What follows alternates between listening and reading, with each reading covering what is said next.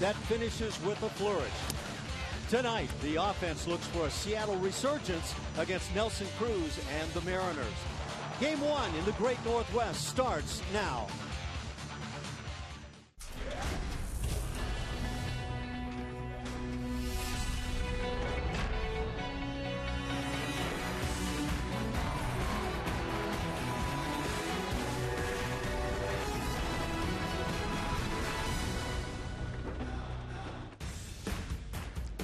After winning the last two over the Angels to close out the homestand, the Astros now find themselves atop the West and in Seattle's Safeco Field to open a 9-game road trip in the first of 3 with the 5-7 Mariners. Hi, everybody. Alan Ashby and Jeff Blum with you. He's back after seeking out and I think finding that perfect wave in the Southern California area, right? Well, I had plenty of time to figure it out, so I did go down there and checked out some of the waves. There were some good swells, but I'm so glad to be back and get on this ride right here. So in the middle of the swells, anyway, did you formulate opinions about the Astros' early goings? I did. I liked it. I'm reading some of the articles and watching some of the broadcasts, enjoying you and Brownie quite a bit. I like what I'm seeing. I like the fact that they're at 6-6 with some of the offensive woes they're having. The pitching is looking good, and that back end of the bullpen has got to be a luxury for A.J. Hinch. So some of that pitching you're talking about atop the rotation, the big three, they have been good, led by Dallas Keuchel. Yeah, it's one of those things, if it ain't broke, don't fix it. These guys finished the year quite strong. McHugh did a great job. Dallas Keuchel, career high, 200 innings, doing a great job. But that's the leadership that you need in the top of this rotation. These guys have stepped up and continued to do it. I like that Scott Feldman came back after that rough couple starts to begin the season, stepped it up, finished strong, getting that win for the Astros yesterday. But it's that back end of the rotation where they might find some of those issues. But it's going to be Asher Wojciechowski who gets that chance today. And Asher makes that second Major League start tonight. Asher Wojciechowski trying to pick up a little velocity from the first start anyway. Yeah, and it looked like he was a little tentative early on. Things may not have gone his way. Tried to do a little too much or maybe mix up the game plan he originally had. But right now, getting that fastball effective early is going to be huge for him. Velocity always helps. Coming up, cruise control. Asher and the Astros will be dealing with a red-hot Mariners lineup driven by their newest big money slugger. Blummer and I ride shotgun with Nelson Cruz when we return.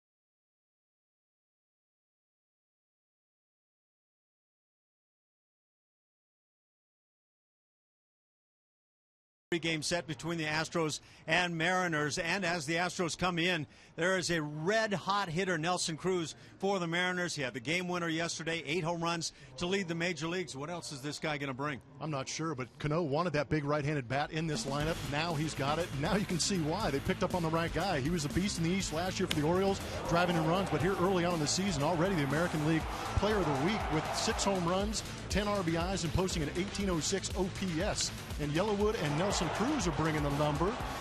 Nelson has 2 home runs yesterday, like you said, Ash, the game-winning hit. That's that big right-handed bat that's going to hopefully get this offense going here in a great big ballpark in Safeco Field. Coming up, Sonic Boom. The first-place Astros have punched their way to the top without much help from their big boppers early on. But Seattle could be just what the doctor ordered for the offense. Julian Morales explains when we return.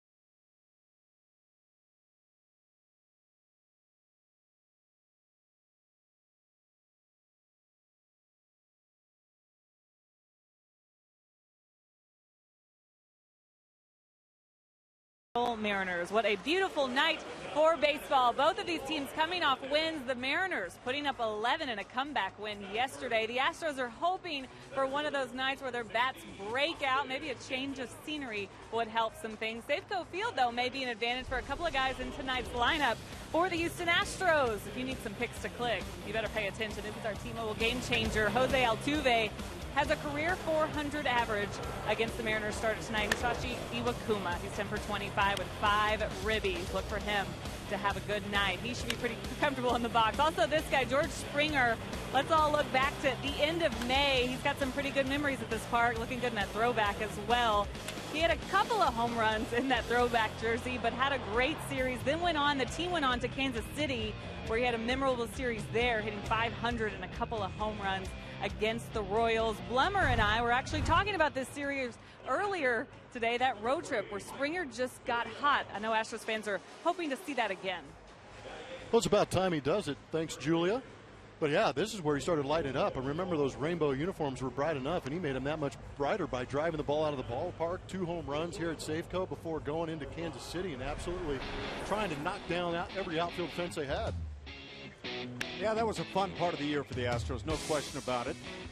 And now they're looking to see a number of these guys in the heart of the order get hot as we watch Jose Altuve. That starting lineup tonight for the Astros brought to you by Southwest Airlines. Jose Altuve at the top, hitting .320. He's better than he was last year. Luis Valbuena and George Springer follow. The middle 3, Evan Gattis, Jed Lowry, and Jason Castro. On the bottom 3, Marwin Gonzalez gets a start at first base. Colby Rasmussen, Jake Marisnick. And there has been a guy playing well in center field and with the bat. Hisashi Iwakuma for the Seattle Mariners will be on the bump for them this evening. He's been roughed up in his first couple starts here to start 2015. 0-1 with a 6.55, a lot of sinkers, a lot of sliders, and occasional split. And the Astros have had some success against Hisashi Iwakuma, a very good pitcher in the American League, no doubt. But in recent times, he has struggled. Final 7 starts last year. He had a major struggle as his ERA was up in that 7 range. And he hasn't started this year all that strong. He gets behind and now even in the count. Mentioned Jose Altuve at 320. Has more hits than he had after 12 games last year, a higher batting average. In fact, he was a bit below 270 last year after 12 games. So it hasn't felt like he's been red hot as he pops one in the air. His counterpart, Robinson Cano, with the very casual play for out number 1. Always making it looking easy out there is Robinson Cano at second base as you go around the outfield. Dustin Ackley in left, Austin Jackson in center, Nelson Cruz out there in right field. Around the infield, you can have Kyle Seager at third, Brad Miller at short, Logan Morrison across the diamond at first base, and Mike Zunino working with Iwakuma this evening. So 1 out as we just get started here in Seattle. The Astros, we can say it right now, the first place Houston Astros at 6-6. It's a division that I'm sure there are 2 or 3 clubs that feel like they haven't gotten off to the kind of starts they anticipated. Among those clubs would be the Mariners. Luis Valbuena has been I don't know if you could say pleasant surprise. There's your standings now as the Angels are at 5-7 after losing the last 2. There's a drive to right field. Valbuena, see ya.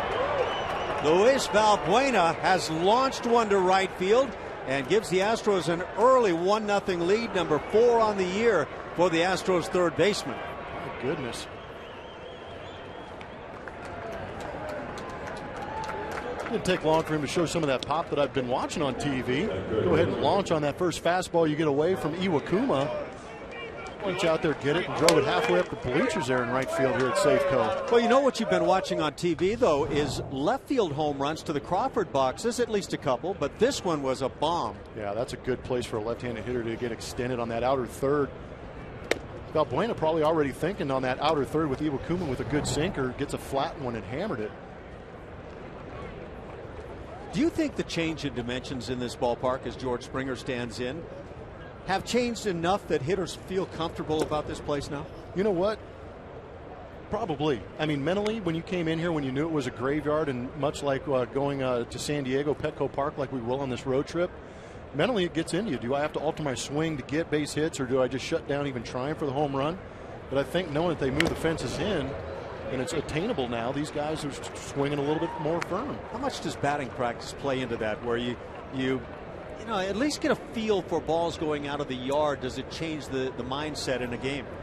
Well, I think you get a pretty good indication. I rarely use BP as a gauge on how my game was going to go, because if I did, I would have been in the Hall of Fame by now. Two hopper backs up the third baseman. Springer digging down the line and able to beat it. At least that call at first base says that Springer is safe. I have a feeling, Blummer, I don't know if you feel the same way, this might get challenged. I believe it's got to get challenged. Lloyd McClendon on the top step and heading out, but I had him out originally. That's C.B. Buckner, the first base umpire. Let's get our peek.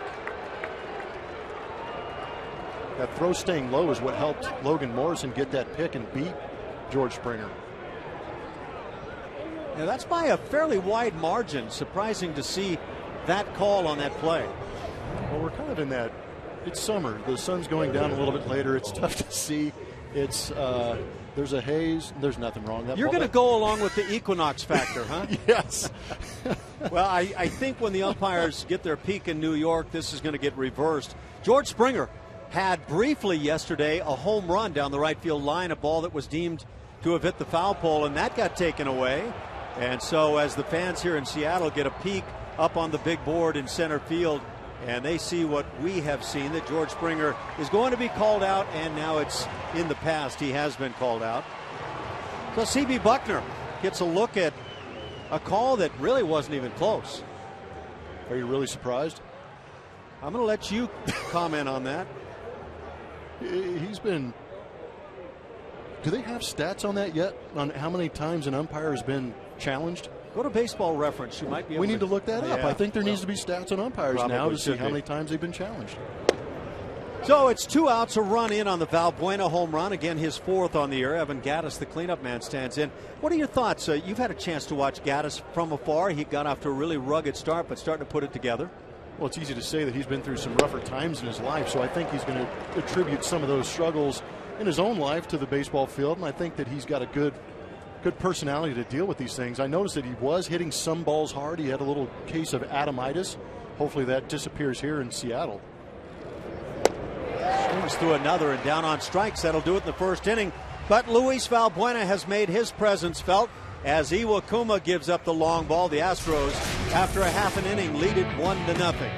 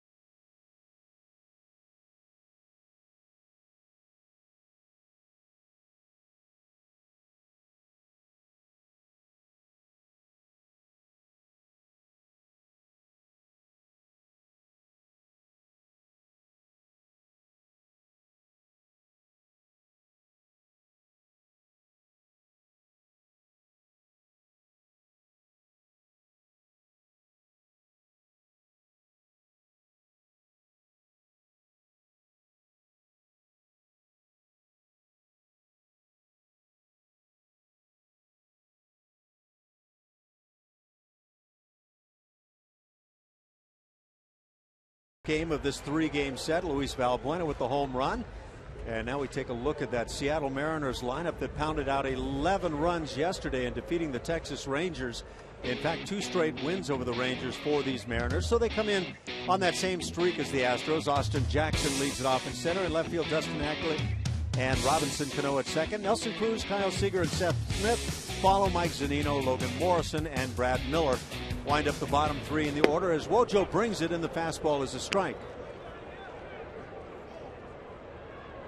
Asher Wojciechowski, just his 2nd major league start. Of course, he has made a relief appearance for the Astros. The first start, I think it's safe to say the velocity wasn't there for Asher. He picked up a bit in the relief outing. It's good to see 93 miles an hour pop up there for Wojo. How much difference is there for a hitter between 90 and 93? A lot. 90, you can sit 90 and adjust to off speed. If you're throwing 93, then you've got to pick one or the other. You can't sit on both. Good breaking ball for the strikeout. So Wojciechowski gets a strikeout on his first man. That's Austin Jackson. Dustin Ackley comes to the plate. Yeah, if you've got that good firm fastball and you know you can beat a guy up in the zone, and you can see those first couple pitches painting the corners too, and then come back with a nice hammer with about 11 miles an hour off that fastball, that's a good adjustment. And you mentioned it, Ash, that first start he had, he was throwing about 88, 89 miles an hour, and according to our numbers, jumped up to 91.5 miles an hour in that second appearance. So numbers trending in the right way. See if he can continue it here. That first fastball at 92 to Ackley for a called strike. Dustin Ackley, like some of his teammates, has certainly picked it up with the bat. The Mariners got off to a miserable start, both with pitching and their offense. But now again, 11 runs yesterday. Some of the numbers have risen drastically for the Mariners. 233 for Ackley. And it looks like Wojo's pumping the strike zone here early. Velocity up and strikes. That could be nice.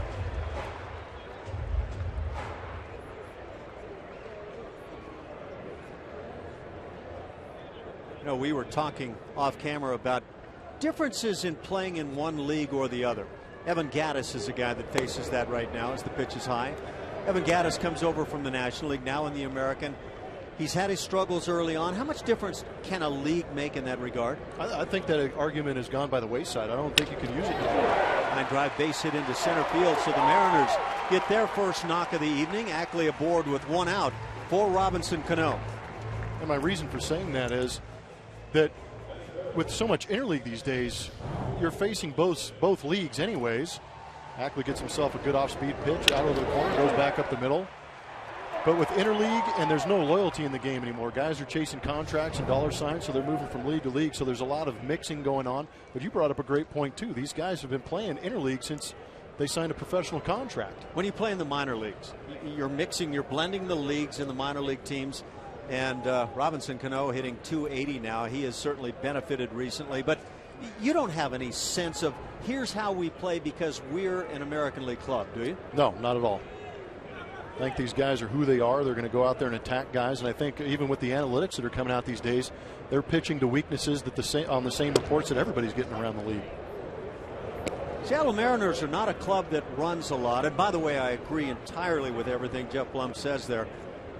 Even at the time when I played, there was no sense in the minor leagues coming up that we are part of this and they are part. You know, there was no we and they. Yeah, you'd have a good idea with some of the scouting reports and all the you're pitching to your pitcher's strength. You're using that. You're not pitching to the league. No takes one close on that inside portion. It's 1-1. This is what I felt when I was playing, is that it was a star-driven league, either league you were in. And if a Robinson Cano is at the plate, for example, and a close pitch comes, young pitcher on the mound, Asher Wojciechowski, well, the guy that gets the coin flip is usually that polished vet. Every time. Right on the hands, and it's foul. Seattle Mariners have really loaded up some talent now in the last couple of seasons, and you're looking at those guys right there. And all those guys are locked up for a while too. I think the smallest contract there is Nelson Cruz, 4 years, $57 million. But those guys around him are going to stick around for a long time.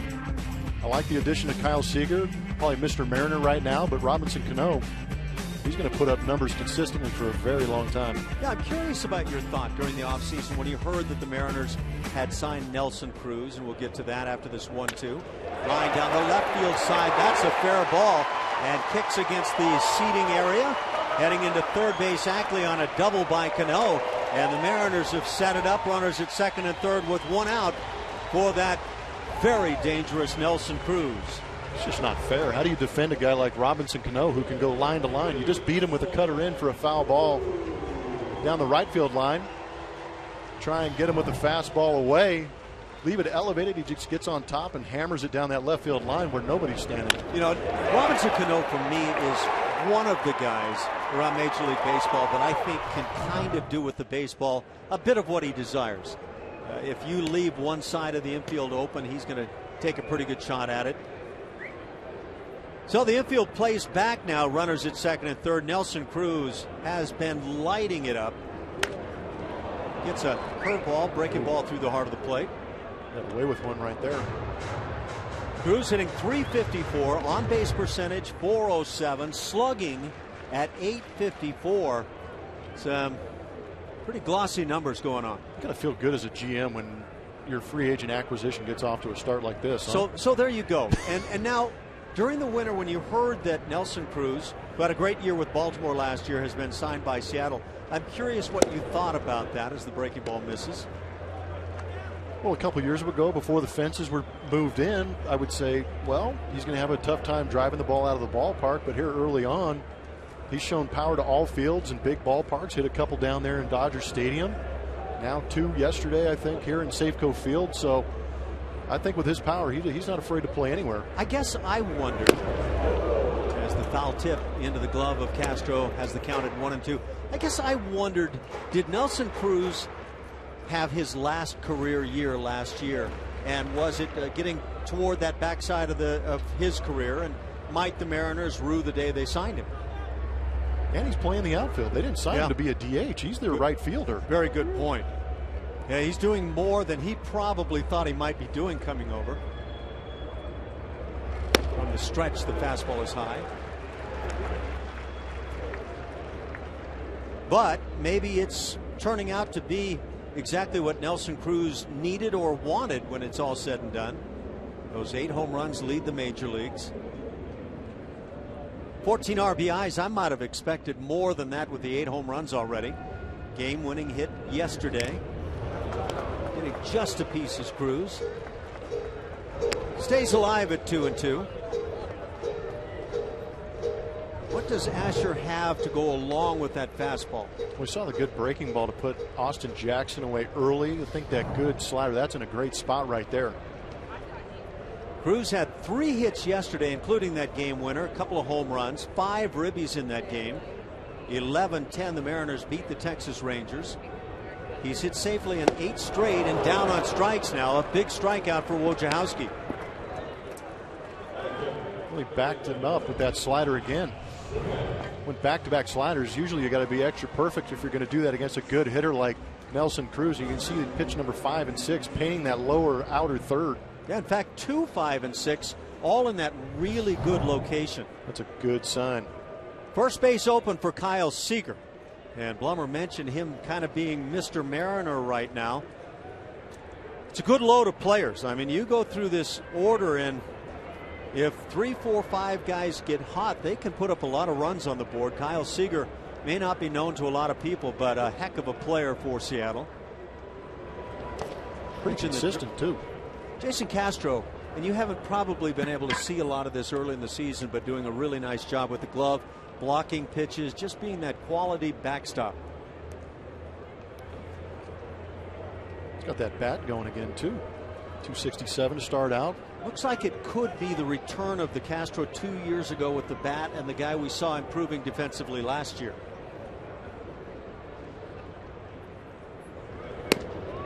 Two-0. And you have to wonder right here, how intent is A.J. Hinch at having Wojciechowski throw strikes to Kyle Seager. Seth Smith, the DH, waits on deck.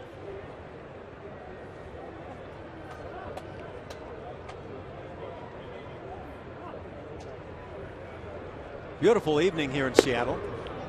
High fastball, maybe a strike for some strike zones.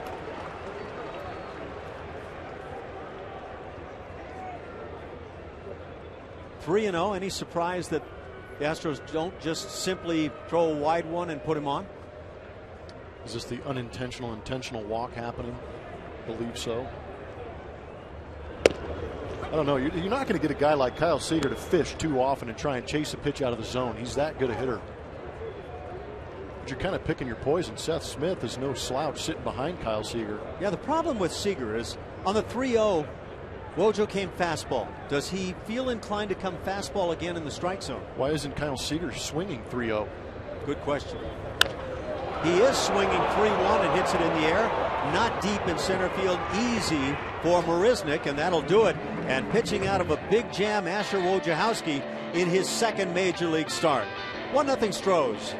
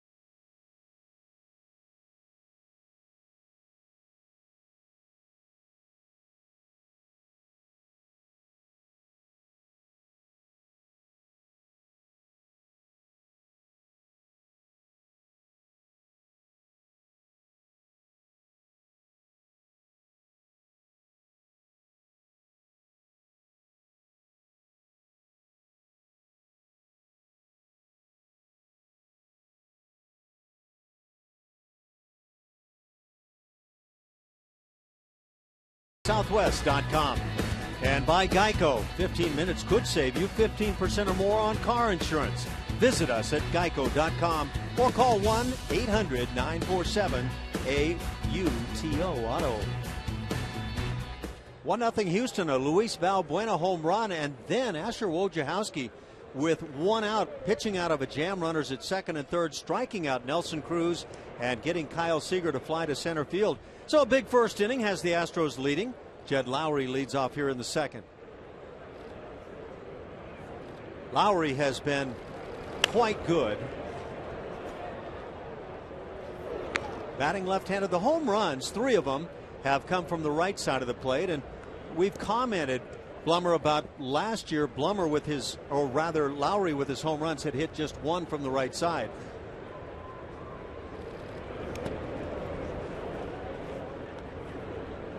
Iwakuma misses with that off-speed pitch in the dirt. A ball and a strike. It'll be Lowry, Castro, and Gonzalez here in the first inning. Marwin Gonzalez getting a start at first base. I haven't had a chance to talk to Jed. Does he have a particular side that he favors or feels stronger from? The only thing I've heard is that he feels like naturally he has more power from the right side of the plate. But if you look through his career numbers, the home runs have come more consistently. Now, granted, there's always more left-handed at bats, yes, but more consistently from the left side. Or maybe I should say, having not looked at all of it, in recent years they have come more consistently but like from you the said, left side. The quantity of right-handed pitching compared to left-handed pitching there's a huge difference up here in the big league. So a majority of his at-bats are going to be from the left side. 3-1 pitch. He gets the fastball and pops it up on the left side. Kyle Seager under. He'll make the catch, and out number 1.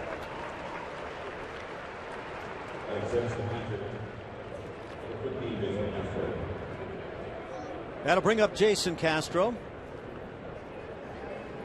It's been a lineup that's been moving around. I think A.J. Hinch is trying to find a lineup right now that works for everybody. For example, George Springer early was batting in the 2 spot quite a bit. He's had his struggles, and I think as a manager you're going to try to feel that out and find a spot where somebody eventually settles in and has success.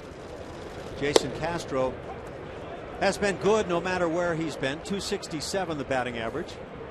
I think it's a good thing that AJ's moving those guys around a little bit. Tells you that he's really trying to think about how to put these guys in a position to succeed. I don't think it's a detriment to any of these guys to move them around the order. I just think early on he's trying to find that happy zone to get them swinging the bats well, and then maybe move them back into those original positions that they wanted them in. One of the stats we're really familiar with is that Chris Carter's had great success here in Seattle, and Carter doesn't find himself in the lineup tonight. Marwin gets the start at first base. How impactful, if at all, is that on the head of a guy like Chris Carter? Hopefully it's just a break. Hopefully it gives him a breather. He's in a spot where he likes to play, obviously, but maybe it doesn't have the best numbers against Iwakuma, who's tough on right-handed hitters. Give him a day off, let him regroup and get in the cage and maybe swing it out in there and be ready for tomorrow. That ground ball on the left side handled, and the second out here in the inning. Time now for the Houston Methodist. Help us get to know, and it's Marwin Gonzalez who gets that start at first base in relief of Chris Carter. See his favorite actor, Denzel Washington. Favorite player, Omar Vizquel. He's a big fan of Fogo de Chao out there in Houston. Plenty of restaurants to choose from. Not bad. That's good eats right there. You like that place. Yeah. We crushed one of those on the road last year somewhere. Was that maybe even 2 years ago? Time is flying right now. Was that last year? Yep. Minnesota. Eh? All right, Hoser. No, but I like the fact that A.J. Hinch took a chance and put Marwin in there, who's got great numbers against Iwakuma. Backdoor job, close, but called a ball. It's a ball and a strike. Marwin, of course, a switch hitter.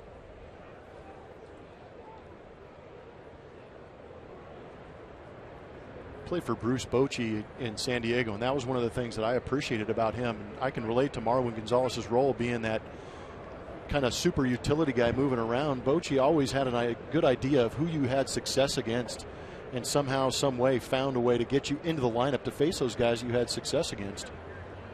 Marwin has already hit a home run on the year. He has a double.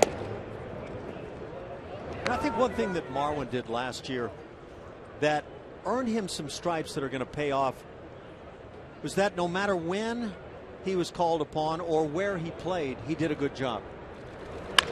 He lines one to left field, so he has a hit here in the second inning. 2-out single. That'll bring up Colby Rasmus, and Marwin continues to do a nice job. Now 8 for 13 against Iwakuma, making AJ look like a genius.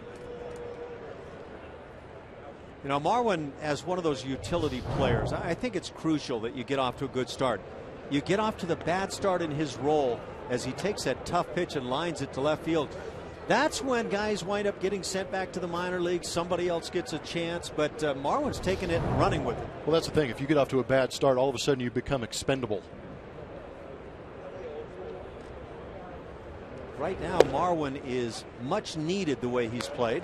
Colby Rasmus at the plate with a home run, couple of RBIs. Hitting just 192 as he gets underway.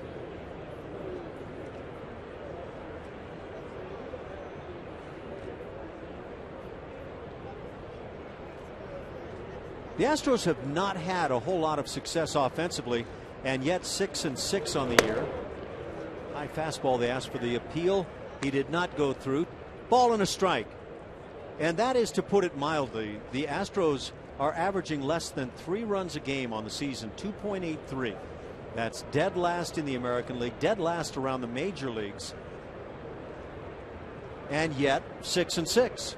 You say that puts a big highlight on that pitching staff, how well they're pitching to keep these guys in games and win the close ones.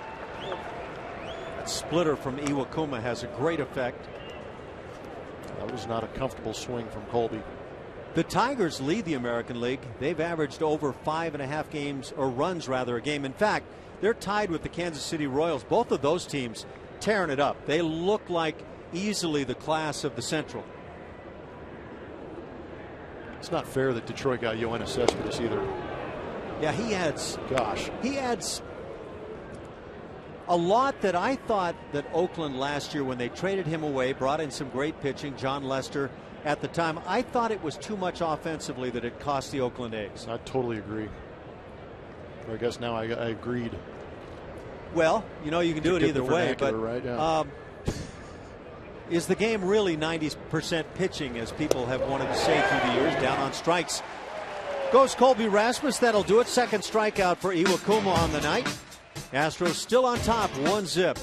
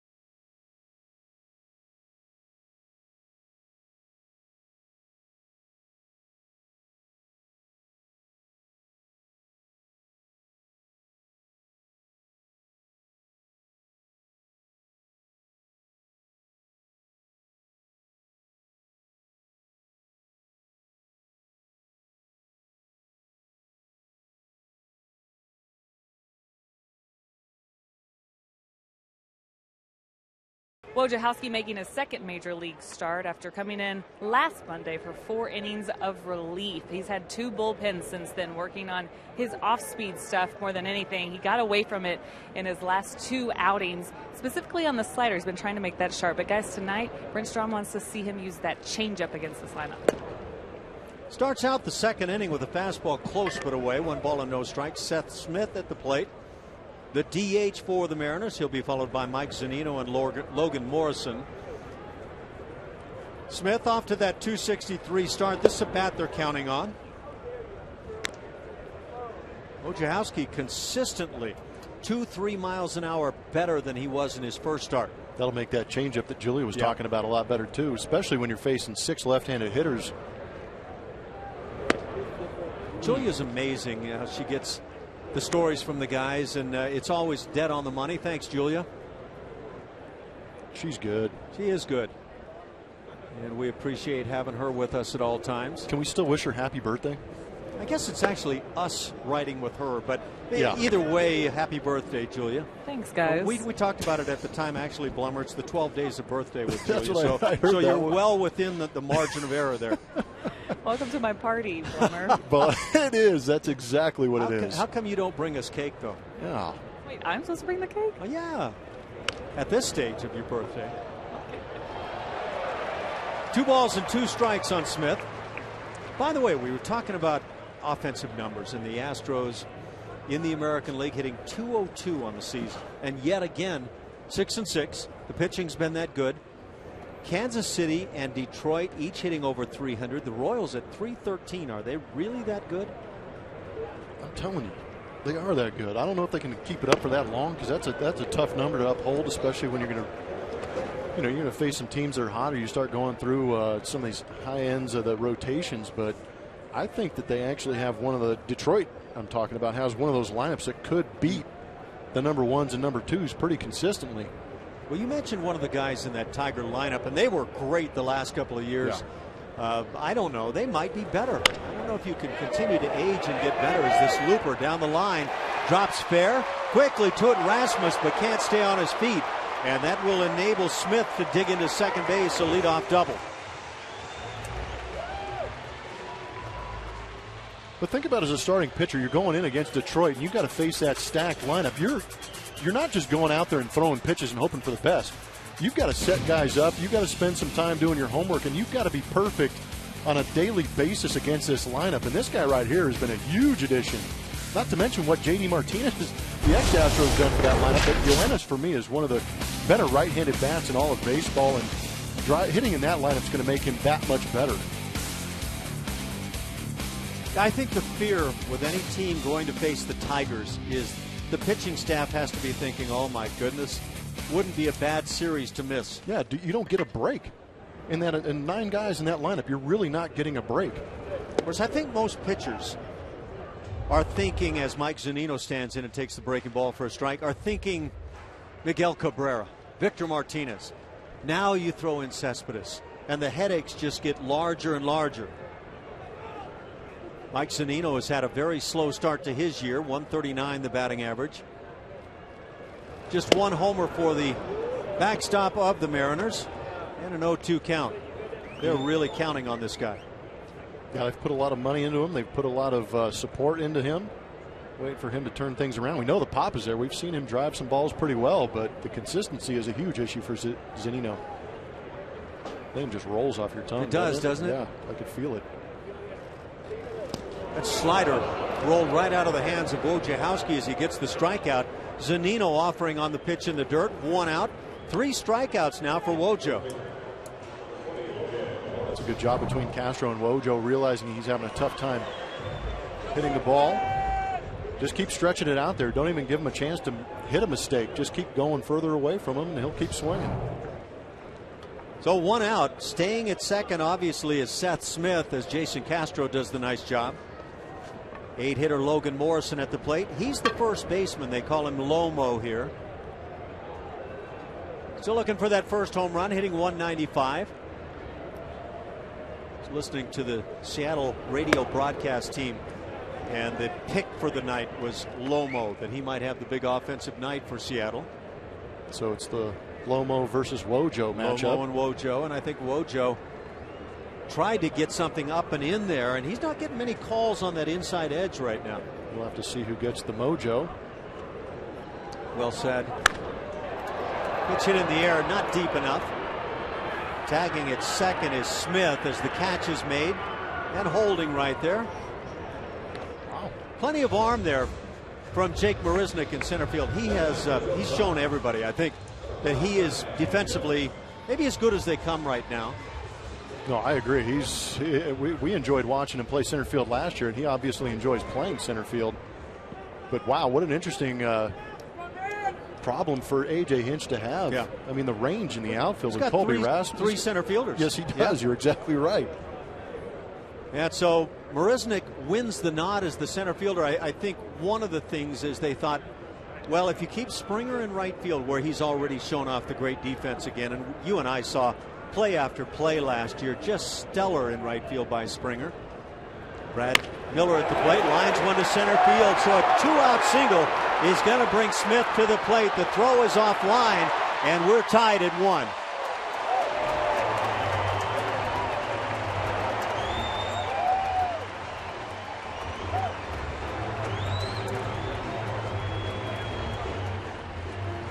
Worked so hard to get to 2 outs. Sometimes getting that third one is that much tougher, especially with a runner in scoring position. You know he wants to attack Brad Miller, who's hitting ninth. Don't want to turn that lineup over, but that pitch up in the zone only at 88 miles an hour. So basically a hanging sinker that Brad Miller took advantage of. Yeah, for me, that's where it gets really dicey. The old mottos don't always work for me. Get ahead. Use the fastball to get ahead. Well, what do you think when you go to the plate as a hitter? And if you jump right into one and you get that kind of a fat pitch, you tie the ball game. So we're tied at 1. Austin Jackson, that leadoff man at the plate. Well, maybe that's what Julie was hinting at too, is with Wojo working on those secondary pitches, you know, the slider, the changeup. When you get good at those, and we're seeing it this day and age where guys are really good at throwing that second and third pitch for strikes early in the count to set up the fastball later in the count, keep them off balance. When I think of the Seattle Mariners, I think of a club that plays in what had been a really tough offensive ballpark, but they are second in the American League in home runs right now at 18, trailing only Baltimore, who has become really a big home run club, no doubt about it. Adam Jones off to a great start. That ballpark is conducive to it. The Astros have 15 long balls of their own, so they're among the top teams in that regard. Imagine what's going to happen when their true power hitters start unloading. Well, they can swing the long ball bats, no doubt about it. Wojciechowski trying to get out of this second inning, tied at 1. Mariners already with 4 hits now. What these Mariners don't do well is run the bases. In terms of stolen bases, they're tied at the bottom, just 3 bags on the year. They've been caught 3 times, so the numbers are not good there. Where the Astros are tied at the top in terms of stolen bases. They've stolen 13 and caught just 1 time on the season. Well, they haven't been getting on base much, but when they do, they're getting driven in by a home run. They really haven't had a chance to show off the wheels at all, if they have any. They've been in a trot the whole time. Strike called, and the count evens at 2-2. So kind of makes me wonder how valuable, and the Astros were a good base running team with bags last year. How impactful is the running game with stolen bases? I think it just depends on your ball club. I don't think Lloyd McClennan's really anxious to put guys in motion and risk being thrown out when they know they can drive a ball out and drive in multiple guys with 1 swing. Slider in the dirt, but got Jackson. Second time he's gone down on strikes. And the 4th strikeout for Wojo, but an RBI single by Brad Miller ties it at 1.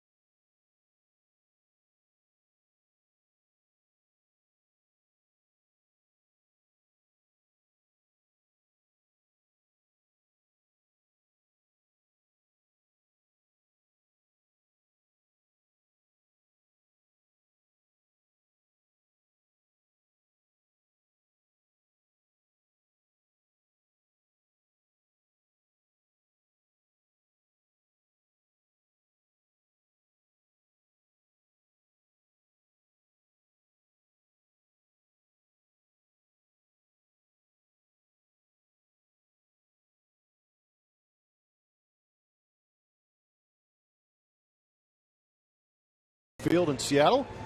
Every Wednesday night home game is a $1 Hot Dog Wednesday. Enjoy all the $1 hot dogs you can eat at Minute Maid Park. For more information, visit astros.com/$dogs or call 1-877-9-ASTROS. Kids having a good time at the ballpark tonight. Gorgeous evening in Seattle. In fact, a day that started out over 70 degrees here. It's going to cool off as the week goes on a bit, but we've got some good weather here today. We've been spoiled every time we've come through here pretty much. I mean, there was one series that we actually had to put on an overcoat, but it wasn't bad. Yeah, we've had some chilly evenings, but the days have been nice. Yeah, if you live in Seattle, why wouldn't you be at the ballpark right now? So why is the Northwest known as the Great Northwest? Is it really great? Because it takes a great deal of time to get here, it does. As I'm told you guys found out yesterday. Especially when you stay on the tarmac for a couple of hours. We had a little storm that kind of slowed down the departure last night. Blummer, are you saying something about it not being cold in Seattle? It's in your warm cold. booth up there? This is great. Fly ball in deep right center field. This one hop up against the wall. Jake Marisnick at it again as he doubles leading off the third inning. A 1-1 tie here in the third. Hit number 3 on the night for Houston. Jake's feeling pretty good, huh? Swinging the bat well coming in, and now takes a fastball away and drives it the other way deep. So what do you say when you have a great defensive center fielder? Boy, if he can only swing the bat. And that's what Marisnick is starting to do. I was going to say, you ask a lot of Astro staff, and they probably say they'd be happy with Jake hitting 275, but coming into today at 323 and getting into scoring position early on, turning this lineup over, that's a beautiful thing. That'll heat things up for Julia down there. Now, I wasn't sure. Did I hear Julia starting to whine there about the weather? A little bunt on the left side. Only play to first base. It's in the dirt is the throw, and dug out by Morrison. So Altuve likely will get credit with a sacrifice bunt, moving Marisnick into third base, and 1 out. And yes, it is a sac bunt, and we go to Julia as she talks about Luis Valbuena. Yeah, I'm going to talk about Valbuena. We'll talk about what you said earlier, though, later. My whining. Valbuena feeling really good, really comfortable, especially with the Astros. But one thing he's done is he's watched a lot of video from last year, and he's been working on his pitch selection, especially being in that 2-hole, guys. He's really a team player. He says, I need to see more pitches. I need to help the guys out behind me as well. But he also knows the importance of drawing walks. That's big for him this year. But, hey, we'll take the power, too, right? Anytime. And that was serious power, the home run to right field. So, infield draws in as the first pitch in for a called strike. Valbuena taking a good long look down at third base. Barry Pettis is the third base coach this year. That RBI on the home run by Valbuena, just his 5th on the year to go with the 4 home runs.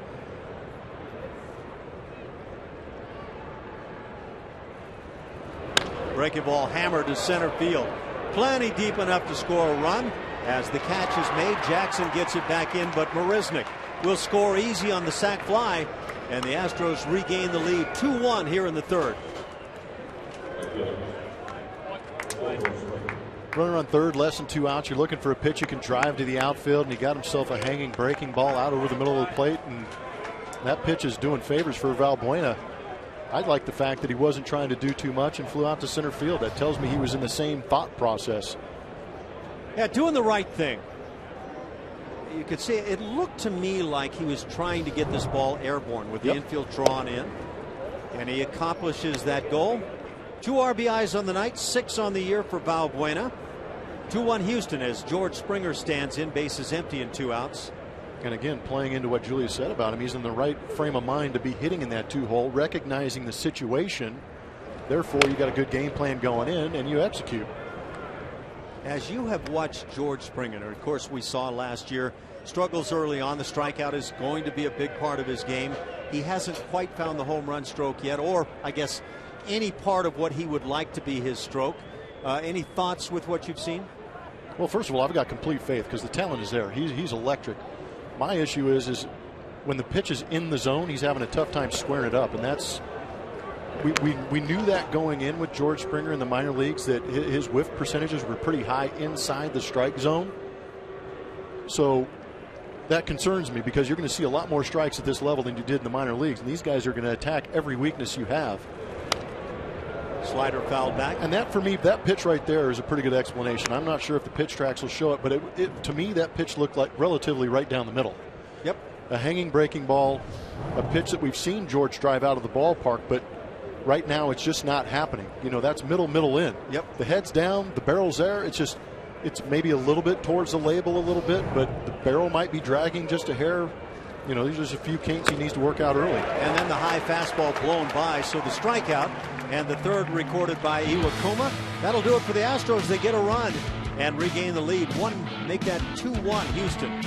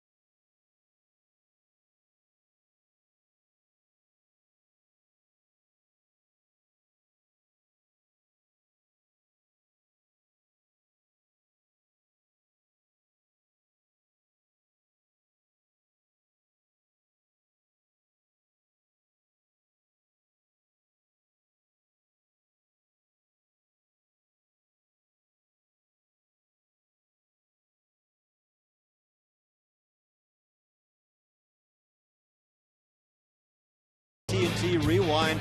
Blondie was some kind of gem at third. That was delicious. I'm still trying to drink in the hair. Yeah, you know what? Houston was really the first place I got to play third base every day there early on in 2002, 2003. And it was such a luxury to have those women cheering for me. But no, it was a luxury having Baggy at first base. He just said, keep the ball down, he's going to make the play. So it didn't matter what I fired down there. But when you're in a good spot, you're swinging the bat well, you're going to play some good defense. There's no slumping whatsoever for Valbuena right now. See him playing a little bit of shortstop there on the shift too. But in watching him for third baseman, I think it has a lot to do with footwork. And Valbuena right now has extremely good footwork. That allows him to get in those positions to make the electric play. Well, if anybody would know, it would be Jeff Blum, great third baseman. And you saw him playing at second. I don't know why I was limiting him to just being a third baseman, but a guy that played shortstop as well. Any first base? A lot of first base. I was actually the Astros opening day first baseman in 08-09 when Lance Berkman had knee surgery. Outfield? Only with Montreal. Oh, you know what? I did play. Hold on, I'll let you call this. Well, we'll call it a fly ball to center field, easy for Marisnik. Man. Out number one here in the third inning. 2-1 Houston on top. I played a lot of outfield for the Montreal Expos, coming in left field a little bit. But I think the last time I played the outfield was with the Houston Astros, and I played right field against the Chicago Cubs. And Fred McGriff came up and hit a bomb to right field, kind of in that triangle where the bullpen Chicago is. And I proceeded to do my best Spider-Man impression against that fence. And as the ball hit behind me off the wall, and I think that was Fred McGriff's last triple. Foul back by Cano. Are you talking about in Houston? In Houston. Yeah. You remember this. Because it's not too often. I mean, I strongly believe that was Fred McGriff's last triple. And he owes it all to me. When it came to triples, I kind of blacked out. But, yeah, did you feel isolated like, oh, my gosh, how am I going to cover all this ground in the outfield? Well, that, and I was getting ripped to shreds by everybody out there in the bleachers. Is that tough? Is that tough to deal with that? The verbal abuse is astounding in some places like Philadelphia, San Francisco. Yeah. You talk about being on an island. I wish we had some video of, or at least the still shot, I doubt that we do, of Richie Allen, then Dick Allen in Philadelphia playing at first base, and he had written in the dirt "boo" with his cleats, big letters. And I guess just trying to deal with the fans in Philadelphia at that time. Well, he did better than I did. Great stuff through the years. 2-2 the count on Cano. Cano had a double in the first inning. Wojciechowski pitched out of quite a jam in that first inning after striking out Austin Jackson. Dustin Ackley had a base hit. Cano's double had runners at second and third, but then a huge strikeout of Nelson Cruz and Kyle Seager on a 3-1 flight out to center field. Wojo then touched up for a 2-out run in the second inning as Brad Miller drove in Seth Smith. The Astros with a run in the first inning. Luis Valbuena put the Astros quickly on top. Solo home run, his 4th on the year, and a bomb to right field. And then a sac fly for the second run as this drive goes off the top of the wall. Cano within maybe an inch of launching one to straightaway center field. He's at second, his second double on the night. That ball was well struck. You could hear that crack all the way up here. That was nice. Some of these pitches with Asher seem to be getting elevated a little bit. He beat him with the fastball middle right there. We thought he got away with one, but came back, and Robinson Cano, who obviously can make adjustments pitch to pitch, picked the wrong part of the ballpark to drive it to, hitting it off the top of the wall where the 401 sign is. Those are doubles, 6 and 7 on the year for Robinson Cano. And that was a legit bomb. So with 1 out, he's aboard in scoring position for Nelson Cruz. Cruz again with that strikeout in the first inning. One of the 4 strikeouts on the night for Asher Wojciechowski. Again, the Mariners 18 home runs, second best in the American League. Their .245 team batting average is 6th in the league, and I think that says a lot about where Major League Baseball is right now. Pitchers have dominated in the early goings, but not to the tune of the 202 mark for the Astros with the bats at this point. It's a tough spot to be in. 2-0 and then a perfectly placed heater.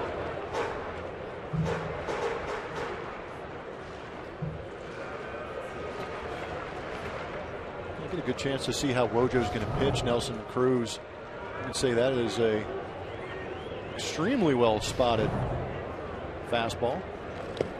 Slider kicks away from Castro, moving up is Cano, and he'll be at third base now with 1 out and a 3-1 count on Cruz. So tough spot for Asher Wojciechowski. It's a wild pitch. That one rocketed away from Castro. You can see it caught the heel of the glove. Seager wanted a little bit more. Seager's got to think about his arbitration numbers. Stay at third. I'll drive you in. Is that the way the players play? Are they? Is it all? Wait, it's a team game. Do they have their agents in their ears? That was Boris holding him up. You know, that's what the agents are thinking. Hopper on the left side, tough play. The run will score. Lowry with the long throw and not in time. Infield single, RBI Cruz. And for Nelson Cruz, he just keeps driving them in. That's 15 ribbies already. Well, he's been hot, and this is when you're going good. This is the kind of hit you get with the runner at third base. He did a great job of just driving the runner in, but kind of created a funky hop for Jed Lowry to try and read. Watch the initial reaction. Jed thought about coming in, but as a shortstop, if you don't immediately come in, you know you're going to get caught in that in-between. Had to lay back, but credit Nelson Cruz for hustling all the way through the bag, too. I was going to say, Nelson Cruz, at this stage of his career, runs a little better than I might have anticipated. Still got a good sniffer. You could smell out that hit. Isn't that the truth? Major league hitters, if they even sniff infield single, they will set their all-time record for the sprint, the 30-yard sprint. Yeah, there's a lot of odors out there, but that's one of the sweeter ones. Yeah, that's true. Kyle Seager at the plate. That high heater at 92, 93, much more effective than we saw in his first start. Third inning, 2-2 ball game, 6 hits for the M's and 3 for Houston.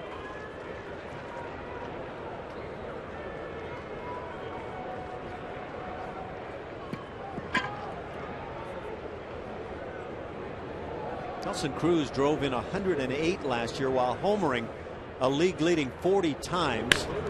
Line shot and passed First baseman Marwin Gonzalez down in the corner. Nelson Cruz now showing that the wheels are not great. He's held at third base. And so a double for Kyle Seager as he's 1 for 2 on the night. And that's the 4th two-bagger already for the M's here this evening, just the 3rd inning. Yeah, it's interesting. If you see a lot of shifts from the Houston Astros, and with the left-handed hitter Seager up, the infield defense is playing to pull while the outfield defense is playing middle this other way. And you can see how far away George Springer was on this ball down the line. I thought for sure Nelson Cruz was going to score on this, but Rich Donnelly, the third base coach, holding him up.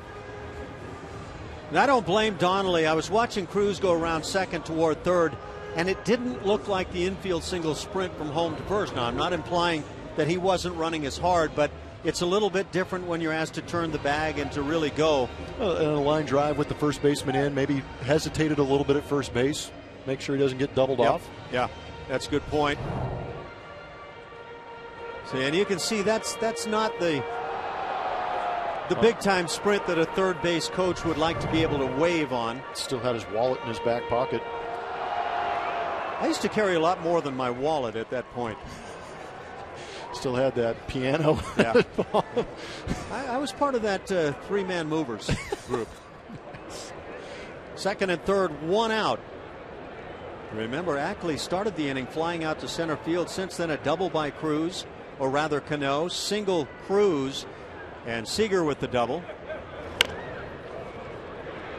That shift on for the Astros. 3 infielders on the right side. Only Valbuena playing on the left side and drawn in. Seth Smith had a double that came in the second.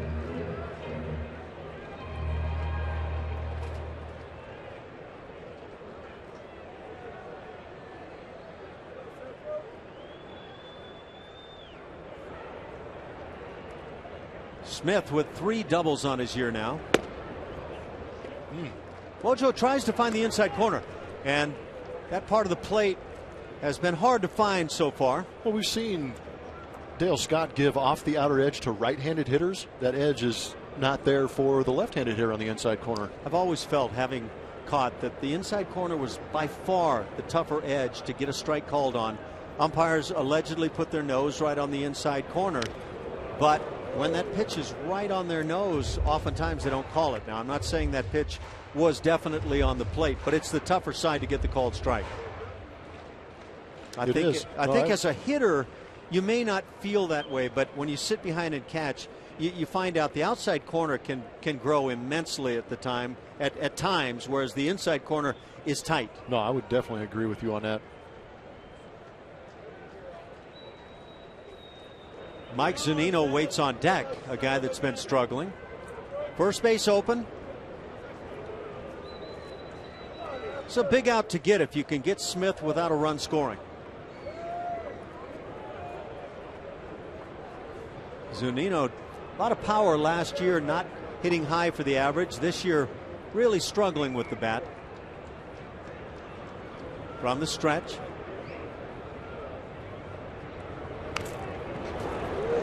Staying alive is Seth Smith. Is that a little cutter?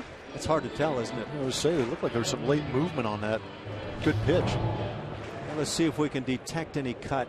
It almost looked like it came out of his hand with the fingers on the outside of the baseball. It looked like he might have been trying to, but that was a good pitch. Seth Smith did a good job of spoiling it. See, Wojciechowski does not put the baseball in his hand as he takes his sign.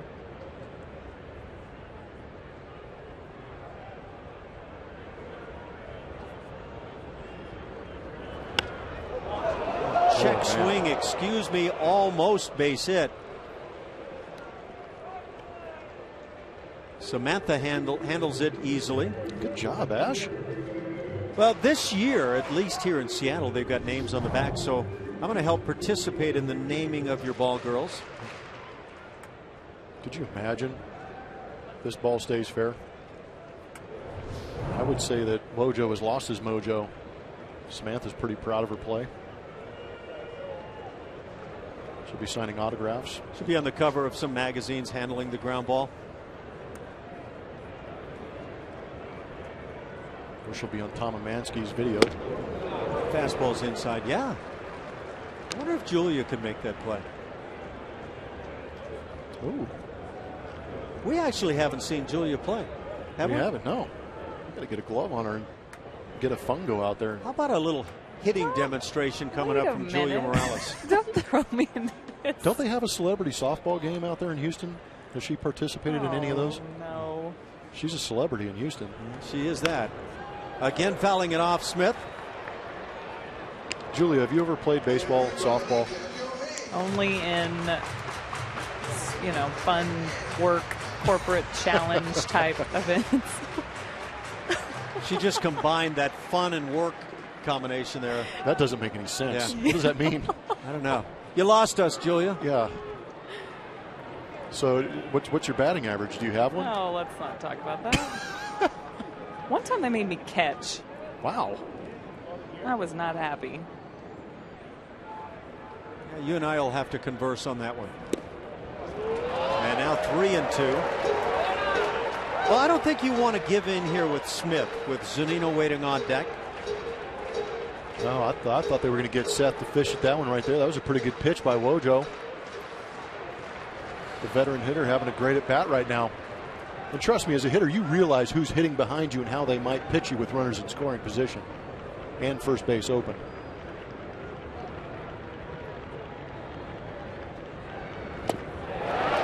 So the walk eventually happens. That'll load him up for Zunino, who struck out in the second inning. Good veteran at bat by Seth Smith. You want to give your team the best chance you can, and a lot of people these days will say more base runners, the better opportunity you're going to have. But Wojo's still in a decent spot right here with one out. Ground ball gets him out of this thing. Yeah, I'm all for getting men on base, but I'm more when the opportunities are there about driving in runs. Of course, when they pitch around you, essentially, you take your base. Yeah, but there were some pitches in that at bat for Seth Smith to take advantage of. Agreed. 2-2 tie, big moment for Wojo. And the pitch is fouled on the right side. Coming over, Marwin Gonzalez, Jason Castro, but this one well back.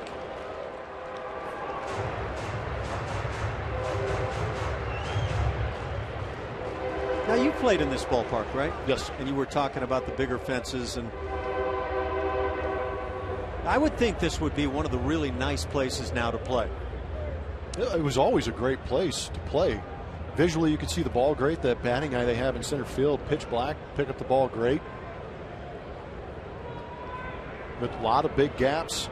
Surface is great. Ball still gets through the infield relatively quick. Good breaking ball for the called strike. You see the two locations there, pretty hittable if you're trying to drive in some runs. But Wojciechowski takes advantage. 0-2. Well, a guy hitting 290 is going to hit those pitches. A guy hitting $130 going to have some issues. And down on strikes is that guy hitting $130. Second time tonight, 5 strikeouts for Wojciechowski and 1 out closer to being able to get out of this jam. Threw him a couple of hangers and got away with it, but eventually that extra velocity you've been asking for, Ash, beat Zunino up in the zone. That's the thing. In the first 2 pitches, kind of slow down the bat, slow down the eyes a little bit with the off speed. Get him 0-2, you try and waste one up, and you just beat him. Can't catch up to it. That's exactly what Brent Strom wants, is that ability to utilize the top of the zone with the fastball.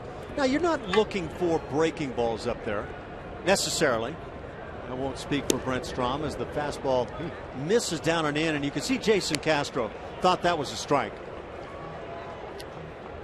And I would say Jason was right. Let's see what facts say. That's a strike. Hank Conger would have got that pitch. Take it away. 1-0 the count instead of 0-1, and what a difference that makes. Fly ball center field. So in this case, it didn't make any difference as Morrison flies to center and Wojciechowski gets out, giving up just 1. They strand 3. Tied at 2.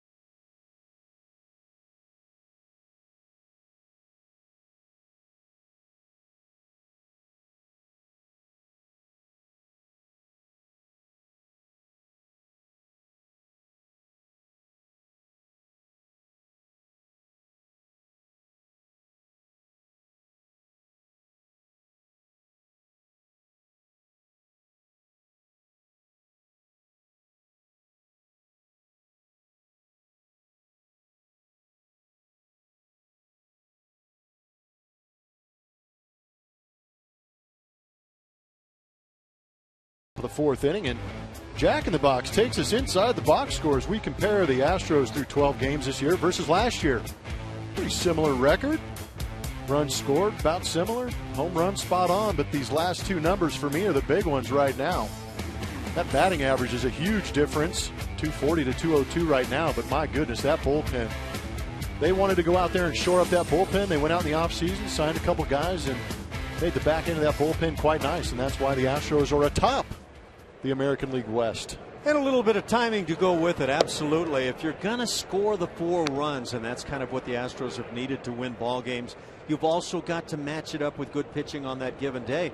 And so far through 12 games, it's worked. Evan Gattis, strikeout victim in the first inning, stands in. 3 on the night for HOU at SEA as he gets ahead 0-2. Good grief. Evan Gattis has to feel like every time he steps in, it's an 0-2 count. Had a couple of walks yesterday and an 0-for-2 game. They want the fastball up. Whoa. That's certainly up. That's the thing. If you want it up, you want it at or above the letters. You don't want that where you don't get a swing. I was going to say, you want him to get him to flinch, maybe chase, but that one, you give up early on that. Evan Gattis in that big deal by the Astros in the offseason. Hits it sharply, but right at the third baseman Seager. And out number 1 here in the 4th.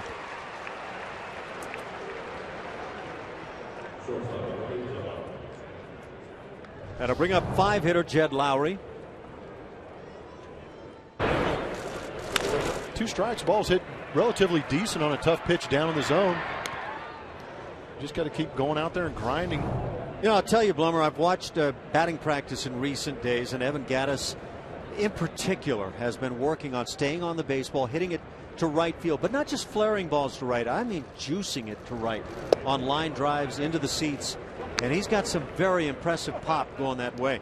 And I think when you take batting practice that way, eventually you start to click. Yeah, that's exactly what every hitting coach across the league will ask you to start doing in BP if you're struggling. Drive that ball over the second baseman's head as hard as you can. Ground ball on the right side. Cano is there. 2 outs on ground balls here in the 4th inning. Kids can join all the fun this season with the Coca-Cola Astros Buddies Club membership, now available for only $20. Catch all the baseball action plus access to exclusive experiences and prizes throughout the season. Visit Astros.com/buddies to register for an Astros Buddy membership today. Everybody needs a buddy. Gotta have a buddy. I'm glad to be back with my buddy. Yeah, I'm thrilled, and great to have Jeff Blum back in the fold and having a good time here in Seattle. I don't know, this is one of the sights I see in my head during the off season. When I'm starting to think, boy, we're getting close to baseball season again, I start seeing Seattle. And anyway, it's good. It is good. It's very good. Castro has the count at a ball and a strike. Of course, I have the great pleasure of working with Bill Brown in the other ball games, and Brownie's back in the studio tonight. And so it's a wonderful world. Yeah, you're a lucky man. Don't feel like you're the first one to say that. Ground ball right side with the shift on. That's handled by the shortstop Miller. And a 1-2-3 inning. 3 ground ball outs through 3.5. It's a 2-2 tie here in Seattle.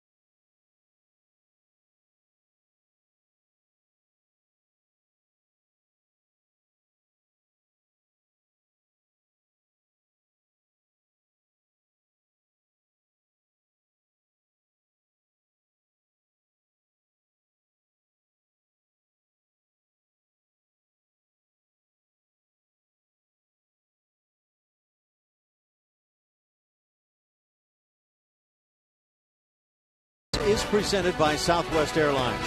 Book your low fare right now at southwest.com. Some good-looking unis in there. Asher Wojciechowski involved in a 2-2 tie here in the fourth inning. He's up against a tough one tonight in Hisashi Iwakuma. Second major league start for Wojo. Here in the fourth inning, he faces the 9th spot to start it. That's Brad Miller, followed by Austin Jackson and Dustin Ackley. Brad Miller has my early vote for worst stirrups in the league. You don't go for that look, huh? Good grief. That looks like, well, see, that's the way Carlton Fisk, for example, used to wear. He's got his tube socks on underneath there. That's good. Gotta throw some sandies on underneath there. So, guys, do guys even wear sandies anymore? Yeah, there's a bucket in every clubhouse. And guys wear them? They should, yeah. Most of some. I mean, I would say a majority of guys that wear the long pants wear non-sanitary socks underneath. But guys that wear stirrups, a majority wear the sanitaries underneath. Well, how many wear stirrups? I mean, when you look around the field, see, that's the St. Louis Cardinal look back in the day, and I don't know if guys wear that anymore. I think of Carlton Fisk as that one is well placed. 2-1 the count. You don't see that look much around Major League Baseball anymore. Underneath those stirrup socks, you would wear the sanitary whites. But I don't know what guys wear anymore now. Pitch popped up. Is it playable? Coming over Valbuena. And now it comes back enough that Valbuena unable to make the play. That's probably one of the tougher plays. Is it? For corner infielders, and I don't know how to explain it because I'm not a physicist. Well, but when you get over towards the stands for whatever reason, and when the stadium is open, when there's no roof on a stadium, the ball has a tendency to come back towards the field. It goes toward with no wind. Yeah, it goes right toward the center field mark. Yes. So you probably never caught, have you? No, thank goodness. So when it goes up behind the plate to either side, it comes right back to that center field mark minus the wind. Yes, and that's exactly what I'm trying to say is that the ball will come back towards the middle of the field. And when you're on a dead sprint with your head down going towards the stands, you're worried about the stands, got to keep track of the baseball, and by the time you get there, sometimes those things happen. 1 out on the strikeout, 6 on the night for Wojo, and back to the top of the order with Austin Jackson. I also got a note here that's interesting to me now that we get a pretty good visual from where we're sitting at the lights here. This is the first stadium in Major League Baseball with all LED lighting. You know, it's intriguing. I hadn't even noticed that, but when you look from where we sit up at those lights, they're not even look bright. Possible. They don't look bright unless they're angled right at you. Can I mention that we are on top of every aspect of baseball? Are you sure it's every aspect, or just everyone you know about? Everyone that I bring up, yes. Nice. Fly ball to right field. Springer is back and under. And when it comes down, it's going to be the second out as we check out some lights in right field. Julia has been eyeballing the lights all night long and has some commentary. I'm just sitting here staring at them. Well, they're supposed to help reduce glare and the shadows on the field as well. So it's supposed to be good for the players, obviously, but for the fans. And then for people watching on HDTV as well. But I was told that they're almost the shade of the sun, and I know that sounds really crazy coming out of my mouth, but it's supposed to give more of a daylight feel than a nightlight feel. Tapper back to the mound. It's going to be a 1-2-3 inning as we have to cut into Julia, and that's never a good thing. But in this case, good for Asher Wojciechowski. We played 4, and we're tied at 2.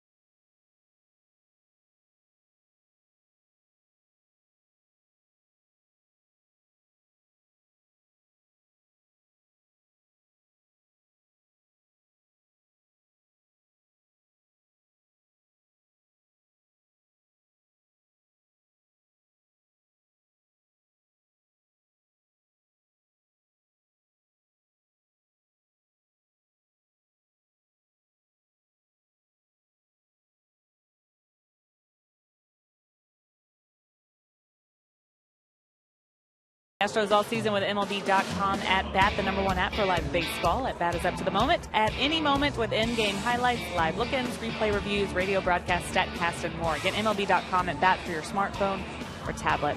The guys in the booth talking about the offensive struggles early this season, but they did some good things in that win yesterday, guys. At times there was a lot of missed opportunities early in that game, but somehow the Astros pulled together and scratched out a few runs late to get the win. That was really good to see for the manager as well as these guys as they took off for the road trip that we're on now.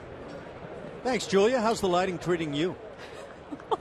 I was trying to tell you how cool the lighting was. Yeah, you got cut off by Wojo. Well, can I mention that when their closer, Fernando Rodney, comes in, it turns into a club? It turns into a club. Yeah, so can we avoid that, please? Marwin lines one to the club's gap in left center field, and a nice running grab by Austin Jackson. Out number one, Marwin now 1 for 2, swinging the bat well here this evening. Yeah, that ball's ripped. Can we go center back field. to the club scene there with Julia? Yeah, I want to give me a play-by-play on what actually happens when the great Fernando Rodney comes in. No, you guys have to wait and see. I don't want to see it. Well, you have to tell us because the Astros are going to have the lead. You're right. You're right. Okay, well, I don't know how to explain it. It's like a club. The lights start flickering and it goes with the music. You know, it comes out to that song Animal and it syncs with the music. I've seen video. It's I don't crazy. know. Could you hum a few bars and no? No. Dang it. Colby Rasmus at the plate. Did you ever hum to yourself when you were batting? Yeah. Yeah? I actually did. Audibly, where a catcher and umpire could have heard it? I'm sure. They may not have talked to me about it and we're a little concerned, but I have, yeah. You ever get any applause? No, I wasn't that good. I love the insights of this game. It's great. There's a lot of things out there that you could watch 162 games a year and still miss some stuff. There's going to be a lot of things going on behind the scenes. 2-0 the count. The shift now on with Miller moving to the right side. And pitch is hammered right center field. Back at the wall. See ya. Home run for Colby Rasmus, and the Astros retake the lead. 3-2 here in the 5th inning. Number 2 on the year for Colby Rasmus.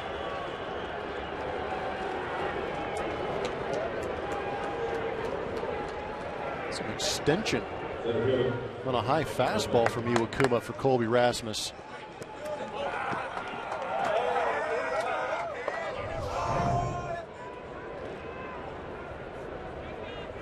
Gosh, he seems like such an upper body swing for Colby Rasmus. He's got his hands hovering out there over home plate, gets him back, and a lot of times guys will get those hands away from their body to clear some space to get through the zone, and he did a great job right there. 3rd RBI on the year for Rasmus. What I really notice, along with the uppercut swing, is that the hip doesn't fly open. He kind of, as you say, upper body swing because there's nothing going on down below. Yeah, he kind of makes the hands bring the hips through. Yeah. Yeah, where some guys lead with the hips and everything's kind of flying, but in the case of Colby Rasmus, what are we doing here? Taking a selfie, man. What do you need? Oh, we've got facts and figures about the LED lights. Wow. It's not just enough to say this is the first ballpark in the major leagues with LED lights, but I'll let you take this. Oh, I don't know if I want to go that way. 3-2 Astros, 1 out here in the 5th inning. Jake Marisnick had a double in the 3rd inning, 1 for 1 on his night. Now, I wanted to mention, we talked about some of the Astros foibles to this point offensively, some of the lack of numbers as we look at Jose Altuve, who has not disappointed early on with the bat. But on the pitching side, it's been really impressive.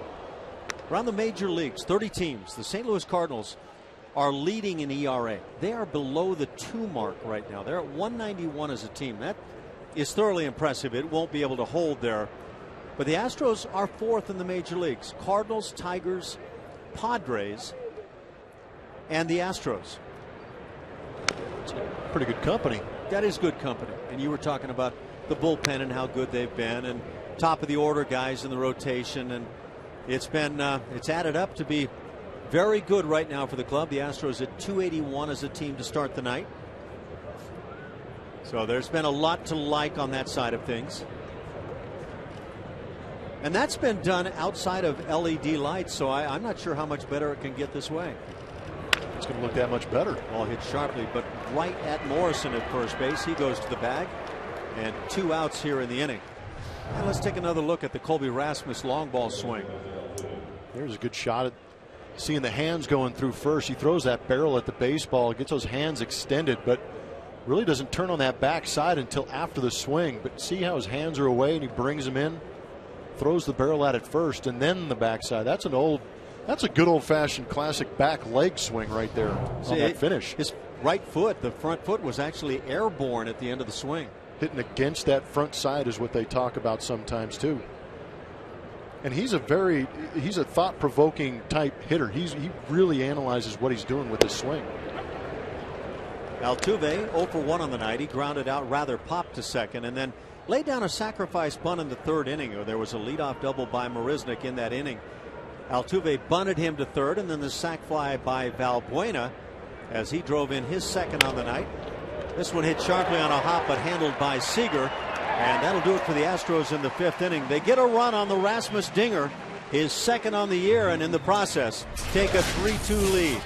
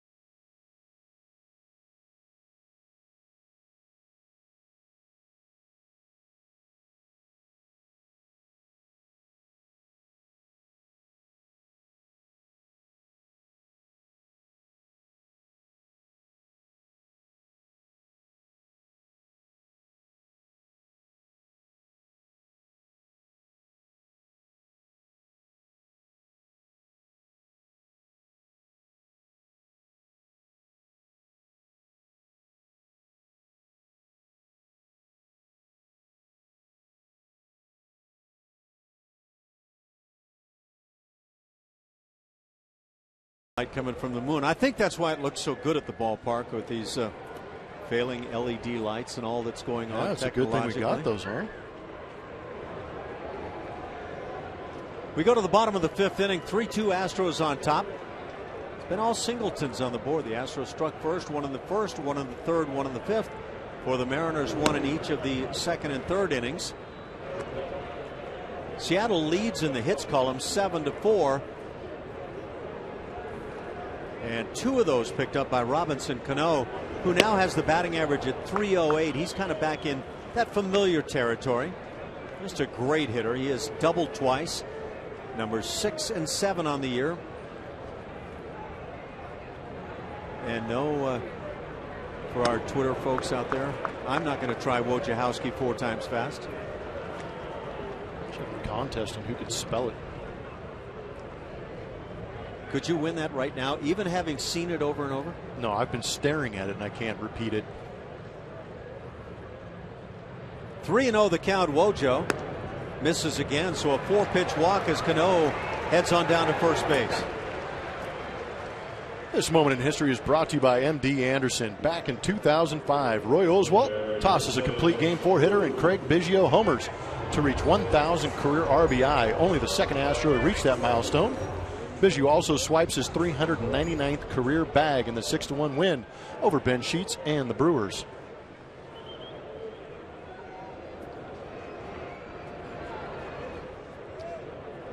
I want to ask you, Obviously, you were a terrific player, and you played with a number of guys that were. Biggio and Bagwell, were they about as good as it got in terms of being teammates at that time? Absolutely.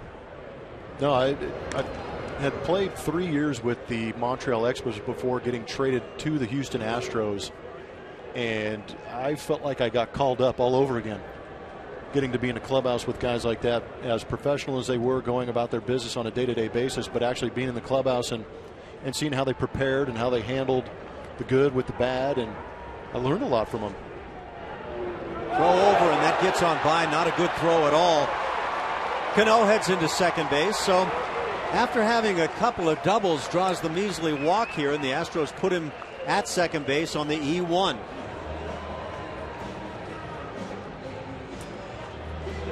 Put yourself in a tough spot right here if you're Wojo, as Brent Strom comes out to have a chat. Walk Cano on 4. Throw one away. He's having a tough time hitting his spot right now. It's amazing how many times you see pitchers in particular try to make too perfect of a throw, and it winds up being too tough of a play for whatever infielder might be involved. Well, and you've got a guy at first base in Marwin Gonzalez who is not an everyday natural first baseman either. Well, you see Thatcher getting loose in the Astros pen. And Wojo could be reaching the end of the line anyway here in the 5th inning. You'd like to see him push through this 5th inning and qualify for the win without giving up a run here. Agreed. What's that current pitch count at 85 right now for Wojciechowski? Nelson Cruz 1 for 2, had an RBI single, infield variety in the 3rd inning. Cruz 15 RBIs on the year, and drills one to the gap in left center field. That is going to scoot and go to the wall. It produces a run as Cano scores. Into second is Cruz, his first double of the night, as the Mariners have just been doubling it over and over, and we're tied again at 3. The ball was killed. See him trying to throw that slider. It flattened out right over the outer edge of that strike zone, and Nelson Cruz with a guy in with a runner in scoring position, and the way he's been swinging the bat lately, just a foregone conclusion that he's going to drive him in somehow. 16 RBIs for Nelson Cruz. Boy, talk about a guy that's made a difference with this team. A.J. Hinch goes to the mound, and that's going to do it for Wojciechowski as he leaves in a 3-3 ball game here in the 5th inning. Joe Thatcher will come on to pick it up for the Astros.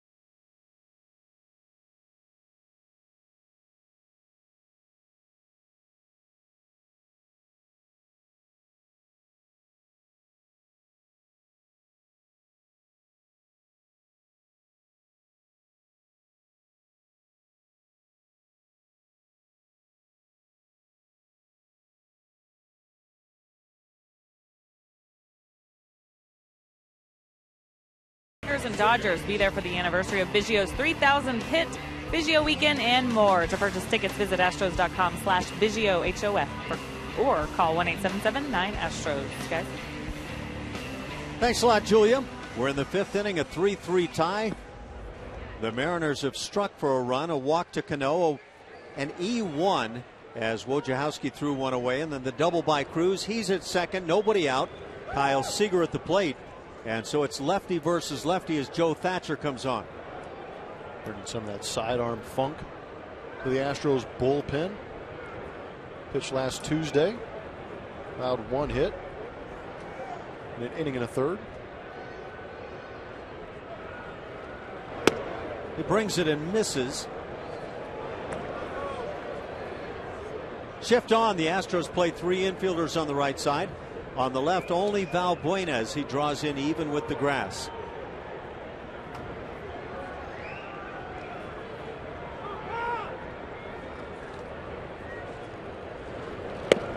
Well, you would think that delivery would make life near impossible for left-hand hitters.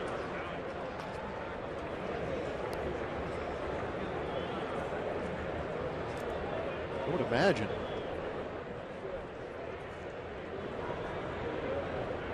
The Astros have a right-hander loosening in the pen as this one is gapped to left center field. That'll drop. Coming in to score and put the Mariners ahead is Nelson Cruz as the throw gets away, but it's a single for Kyle Seager. Two consecutive hits and the Mariners grab the lead here in the fifth.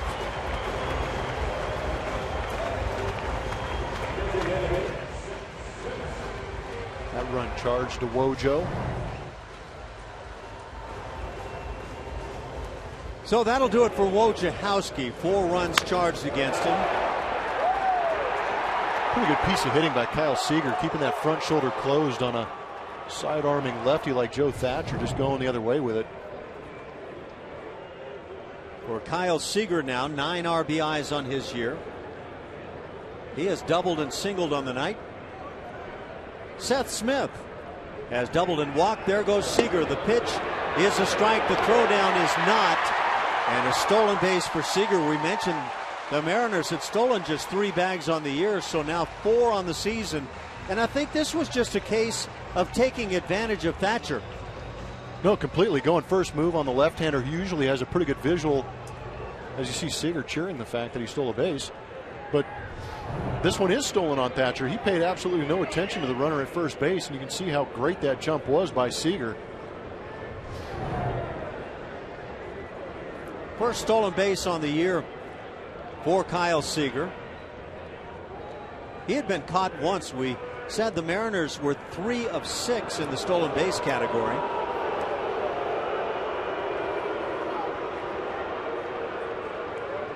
There's a play I, for one, don't care for. I don't think a pitcher ought to be able to bluff to a bag where there's no defensive player. For example, Thatcher would not be able to bluff to first base with no first baseman there, but to second and third you're allowed to.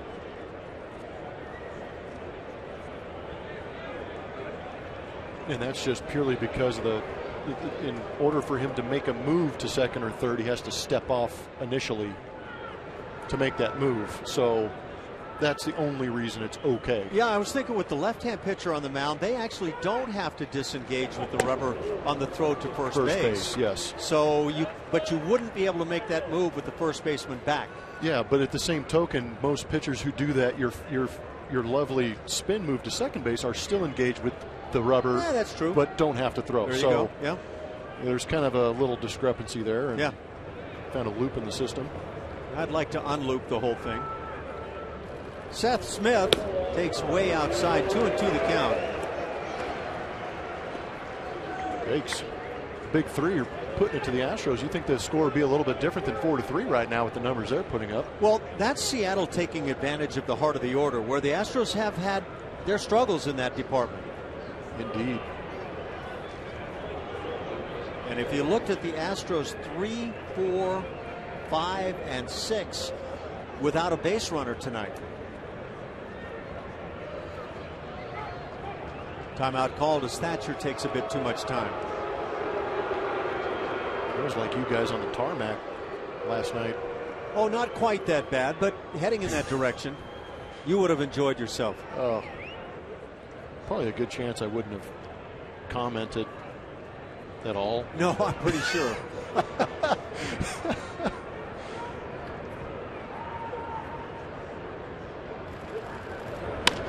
Ground ball past the mound. Right there is the shortstop Lowry with the play. And just the first out of the inning. Moving into third base is Kyle Seager. So the Mariners trying to extend this lead here in the 5th inning. Yeah, that's a successful at bat for Seth Smith. Like you just said, Ash, moving that runner from second to third, getting him 90 feet closer to scoring.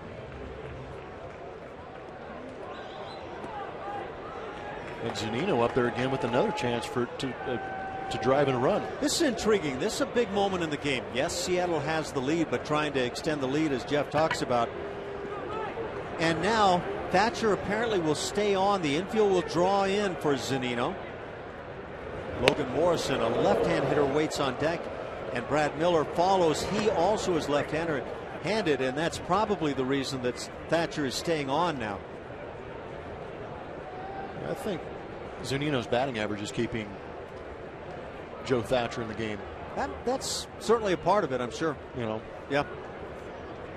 That batting average at 132 as he takes away. But you'd like to see Thatcher really attack the zone.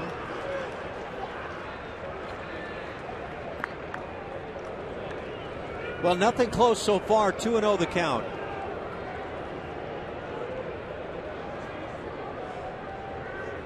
Zunino showing a good eye.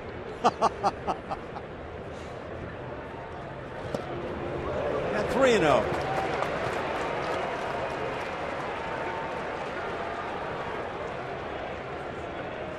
Jeff Blum, always insightful.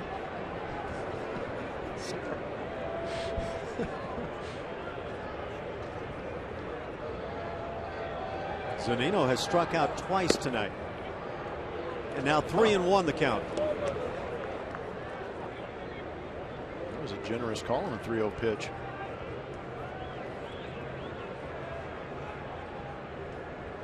So you don't generally go for that 4 inches outside strike, huh?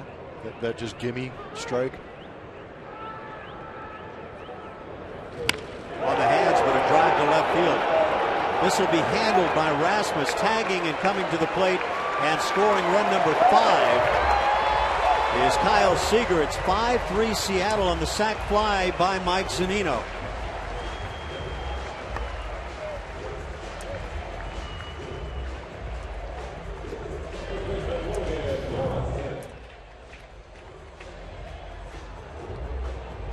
Quality at bat. You got to credit Seth Smith with half an RBI for getting him to third base and making it that much easier for Zunino just to hit a lousy fly ball to score that 5th run.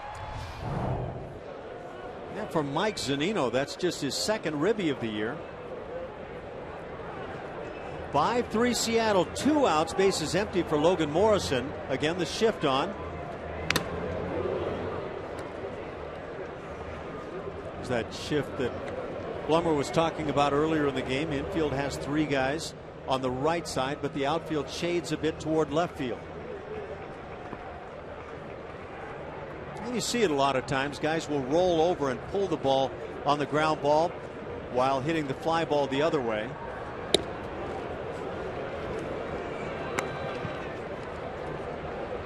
Thatcher came on to face Kyle Seager, the left-hand hitter. But Seager lined a base hit that drove in a run. He stole a bag, moved up on a ground ball, and scored on the fly ball by Mike Zunino. 2-1 the count.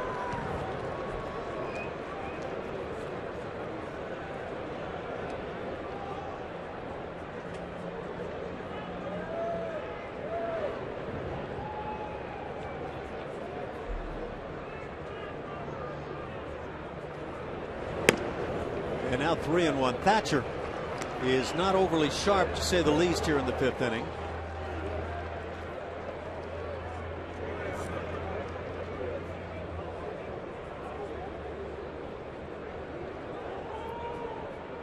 Baseball games in general have been speeding up a bit this year. But tonight's game is kind of slowly toiling along here in the 5th inning. 3-2 the count. 84 miles an hour on the gun, but Logan Morrison a little tardy trying to pick that ball up out of Joe's hand. Get off me. Yeah, that leave it up and in fastball. You love the deception from these guys that throw from these funky angles, but it's got to be incredibly hard to repeat the motion and maintain that release point. Is that a fastball or slider? It was a kind of a tweener there. There's the slider. Well, I'm not sure. He's I don't know. hovering right at that 84, 85 mile an hour spot, so it might be a little getting on the side of the fastball a little bit. That I think you're right. That would be really good velocity on a slider for Thatcher. I think I'll just leave it alone. It's tough to tell. He throws what that hard. is. I faced him, and he can throw at 90, 91 miles an hour. 3-2 once again. Hot shot, and that's past Altuve. Right through the straight up second base position. That's the third hit of the inning. A 2-out single brings up the 9-hitter Brad Miller. Logan made the adjustment and got the head out on that fastball.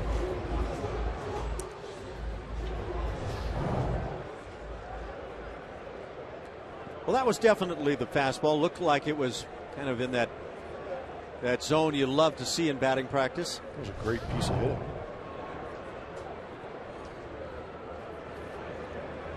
Brad Miller has singled in a run. That came in the second inning and struck out.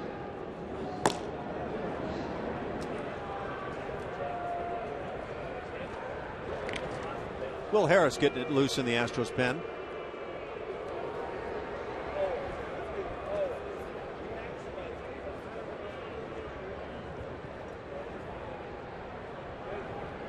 Managers pretty much control running games anymore in baseball. Showing bunt with third baseman Valbuena playing back on the left side.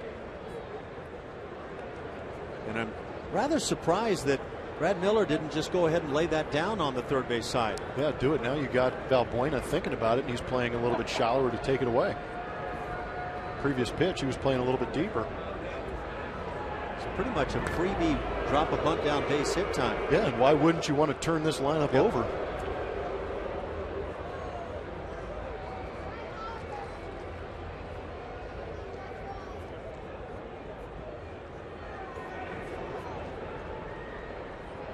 Miller on the season hitting .256, has a home run, hits it on the ground. Altuve wide to his left to make the play, and that'll do it. Thatcher gets out as he comes in here in the fifth inning.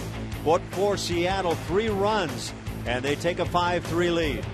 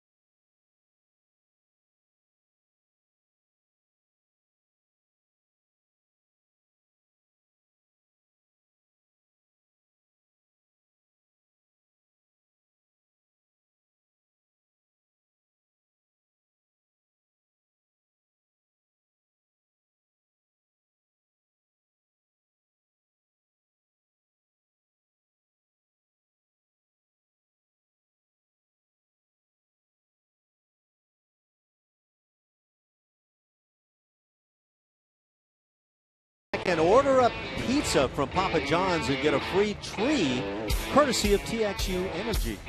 Is that supposed to be this Earth Day? Yeah, this Earth Day. This Earth? Yeah, this Earth. I don't know another one that you'd be able to do it on. There's only one option, right? This Mars Day? Okay. No? We only have one. So let's go with this Earth Day. This Earth? This Earth. Is that one word? On this Earth it is. You go to the 6th inning. 5-3 Seattle. 10 Seattle hits against just 4 from Houston. The Astros with the only error on the night. And Hisashi Iwakuma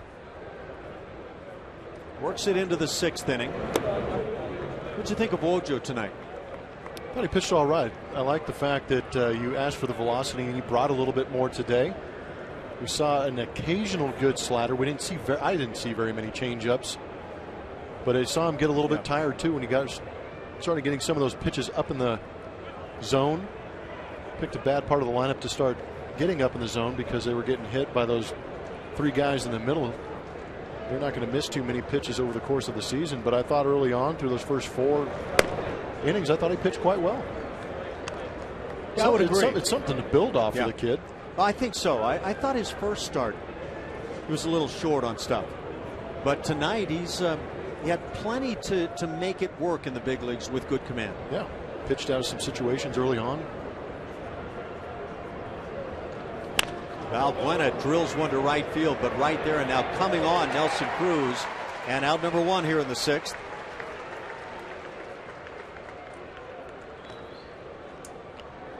Valbuena doesn't look like an easy out right now. Well, he's swinging it well. Did a good job leading off the inning too, taking some pitches. Now you were out checking out the waves on the West Coast while spring training was going on the right coast, and Valbuena had a good spring. He was hitting the ball hard, kind of all over, and he's got some left field pop. George Springer at the plate is grounded out and struck out. A good time for George to drive one out the other way. You know, you were highlighting what George did last year coming through Seattle, got hot in the Rainbows, took it on to Kansas City. He looked like the dominant player in baseball for a week, 10 days, and we're all waiting to see that come again. For that stretch, if you would have asked me, is he an MVP type player, I would have said multiple at that point. Absolutely. Good swing as he fouls it down the right side. He played in 78 games a year ago, 20 dingers, 51 RBIs. So, I mean, you could easily expand those numbers and say 40 home runs, 100 plus RBIs, not out of the question at all. Especially when you're playing 81 games at Minute Maid Park. But this is what I want to see start getting hit out right there, is that fastball down the middle. Yeah, you see, in fact, both of those pitches, those are drillable pitches. There's a drilled shot into the gap in left center field, and that's going to be extra bases. Cutting it off is Jackson in center, but not before Springer has the 1-out double. So that is very nice to see for George Springer as he does it with 2 strikes. Well, that makes you wonder, early in the count, is George Springer taking too big of a swing? We heard a lot about that last year, maybe cutting down on that swing a little bit. You don't want to take any of the power away from the kid, but you can see how hard he can still hit the ball with 2 strikes and taking a nice short stroke at it. Iwakuma's done with his night. Seattle has a 2-run lead here in the 6th inning with 1 out. Springer's aboard at second, and so the Mariners go to their pen.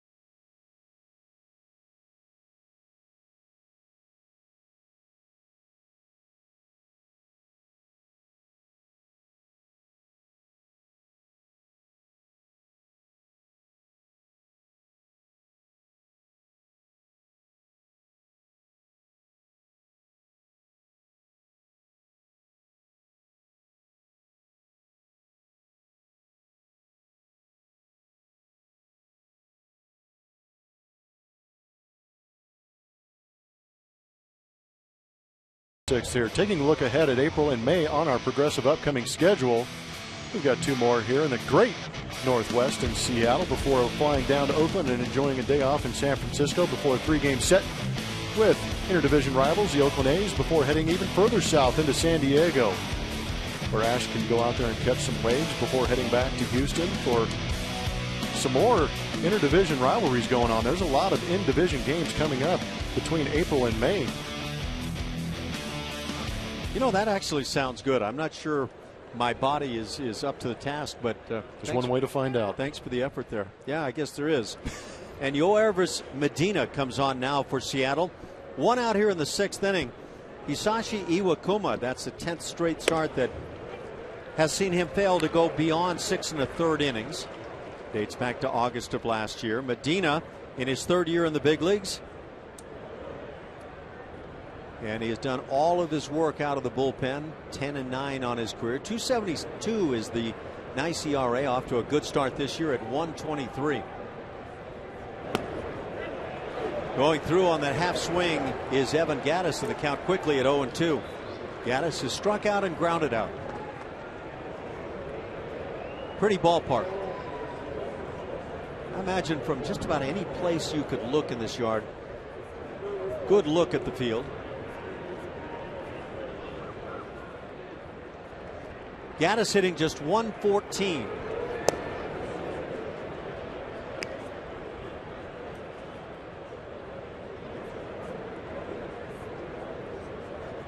That double by Springer, his 2nd of the year. The starting pitchers will hang out and check out their innings where they leave a man on base. Pretty intense for those guys. That splitter hit sharply and gets on by Seager, and down the line Springer scores easily, and into second base Evan Gattis. We'll see how it's ruled. It is a base hit. It certainly is a 5-4 lead now for Seattle.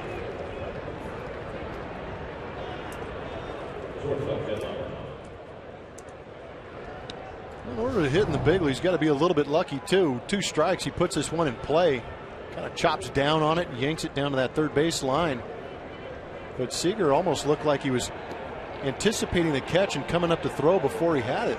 Second double on the year for Evan Gattis.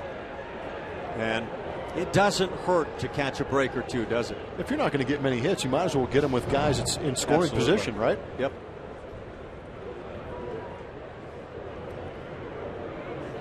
And for Evan Gattis, hits have been tough to come by, as have the RBIs. That's his 2nd ribby. But you got to start somewhere.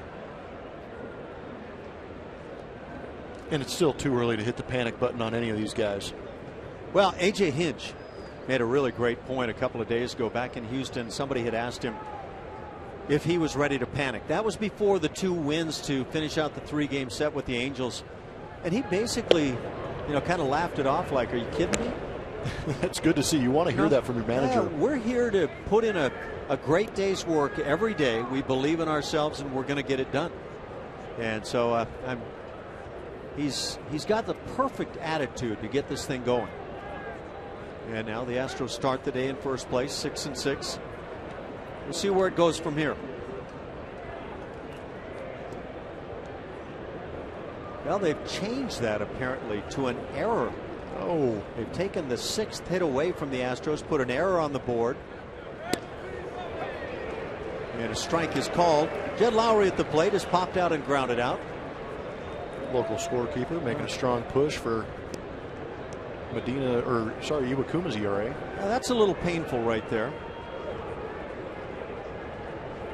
Of course, Kyle Seager would probably tell you, I certainly should have made that play. As well he should.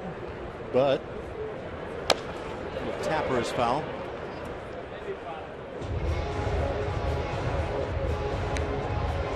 So we'll see in the end run how that plays out for Gattis. Right now it goes as an E5.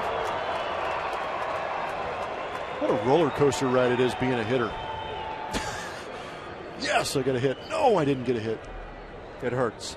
I mean, you're taking away a hit and an RBI. And in the game of baseball, you don't stand out on the base paths and put on a tantrum, a fit, because you didn't get the ruling. You can't let anybody see that it hurts, but it hurts.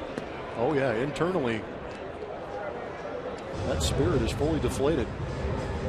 I don't know if there's anybody that actually has the ability to not find a way to glance at a board to see what it was ruled. Not this day and age. Yeah. Good grief, there's a scoreboard on every facade possible. How hard did you try when you were on base to not let anybody see you glance? Oh yeah. But did you try to figure out somehow a way to get a little peek? Oh yeah, you time out, I'll tie my shoe, and then as I'm standing up, you take a quick glance. Oh, hey, I got it.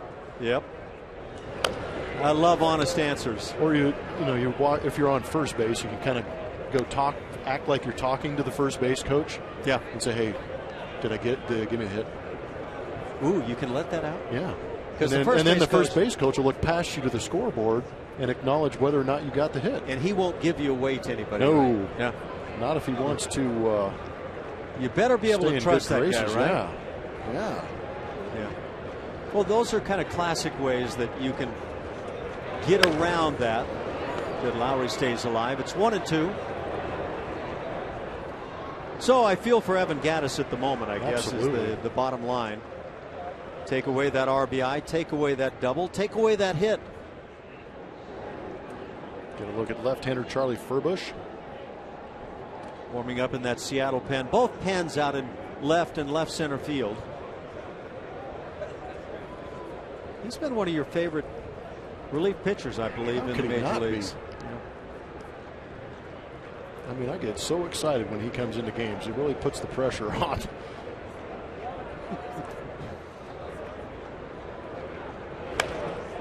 Ooh, that's a filthy down acting. Is that the splitter? Can't tell with some guys. Some guys throw that slider right over the top. Watch this ball straight down. Yeah, I mean, is that a split? I mean, his ball is diving down in the zone, as you saw with where's the location on some of those pitches, but nothing is straight from Medina. Mike Scott is back in action, it looks like. No doubt.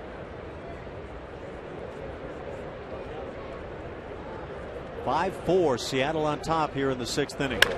Line shot right field side. That drops for a hit. Here comes Gattis. He will score, and we're all even at 5 on the base hit and the RBI for Jed Lowry. Finally got a pitch elevated and turned on it, but after seeing that many off-speed pitches, credit Jed Lowry for having a phenomenal at-bat, fighting off some tough pitches, but still having the ability to be quick on that fastball up in the zone. That was a great at-bat. Look at all those numbers down in the zone and gets a heater. Middle in and turns on it. It's a great at-bat. 2 runs in the inning. Lloyd McClendon, the skipper of the Seattle Mariners, coming out to the mound. And Yoervis Medina is done with his night. So these Mariners go to the pen, bring on the left-hander as Jason Castro comes to the plate. We're all tied at 5.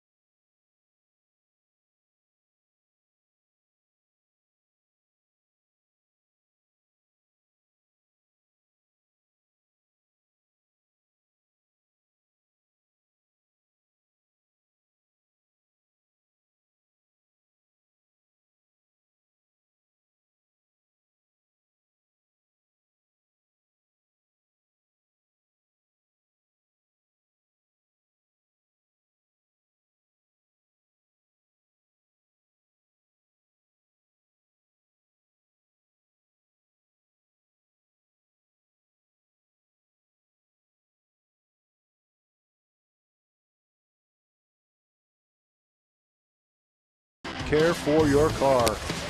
Colin McHugh back where it all started in an Astros uniform for him, where he struck out 12, looking to continue the success he's starting here in 2015. 2-0 on the season. You can see that strikeout to walk ratio still fantastic, doing a great job of pounding the zone high with that fastball and coming back with a great breaking ball. Get a chance for Houston Astros fans to see the young Taijuan Walker also. There should be some pretty good radar readings tomorrow between both those pitchers. Here tonight, a 5-5 ball game in the 6th inning. The Mariners go for the pen the second time here in the inning. Blummer, the left-hander, comes on. Here's Charlie, the left-hander out of the Seattle Mariners bullpen. You're not going to make me do it. Well, some guys have heart and some don't. It's just too much to ask of me early on in my broadcasting career. Lefty versus lefty as Castro takes the strike.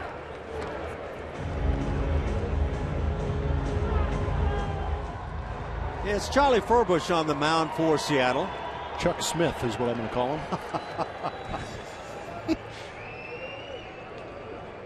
You are weak and feeble. Give me some time. Slider popped up down the left side. Playable. Coming on is Ackley in foul territory. And a nice running grab. Second out of the inning as Castro flies out. It brings up Marwin Gonzalez.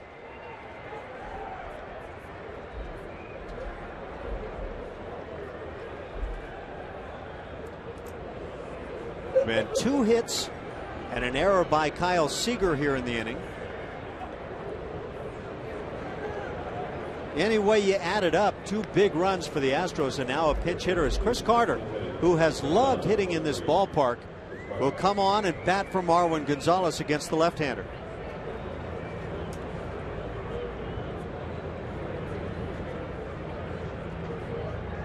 Carter hitting just .075, and therein lies the problem as to why he's not in the lineup tonight. Maybe just that break to try to rest things and come back and have it click.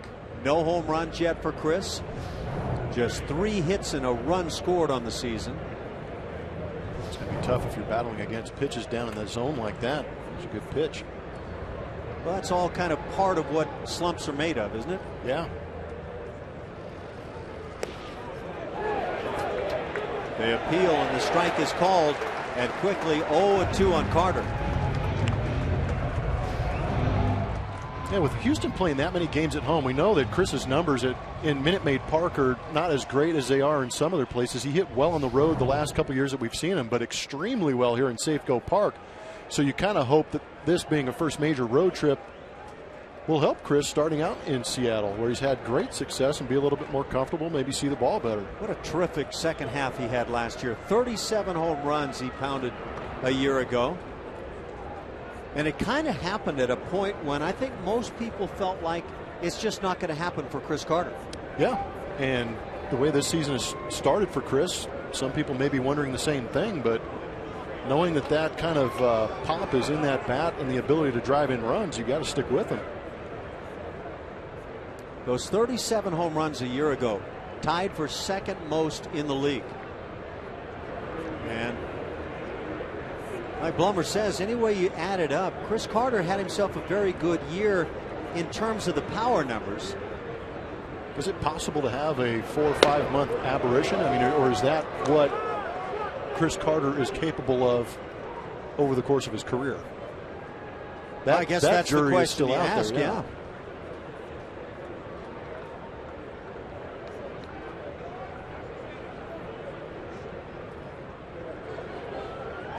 Still 40 at bats and 17 strikeouts is not good. Takes the slider in the dirt, moving to second. Lowry alertly moving up on what will be a wild pitch. And now a base hit can give the Astros the lead.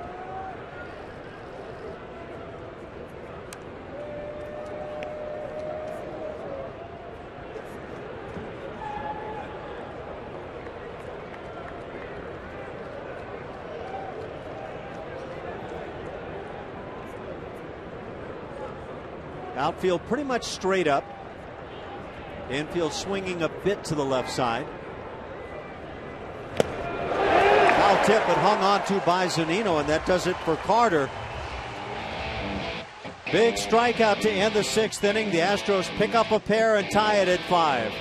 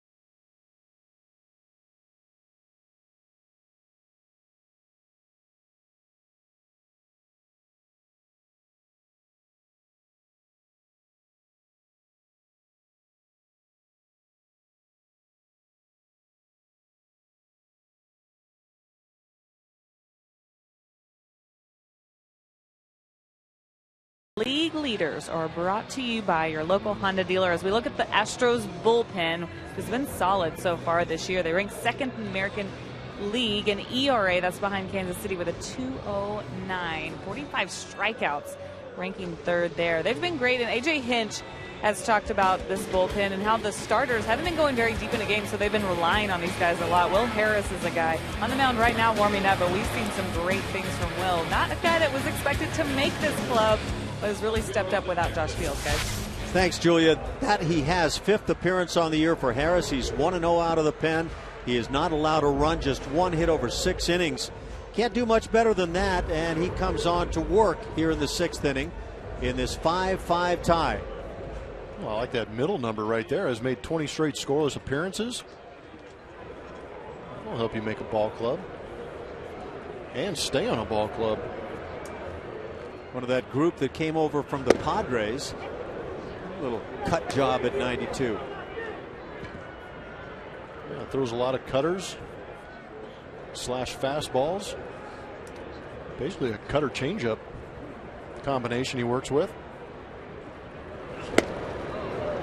Has the count quickly at 0-2 on the leadoff man, Austin Jackson, who's 0 for 3 on the night, a couple of strikeouts. There's Chris Carter now playing defensively at first base.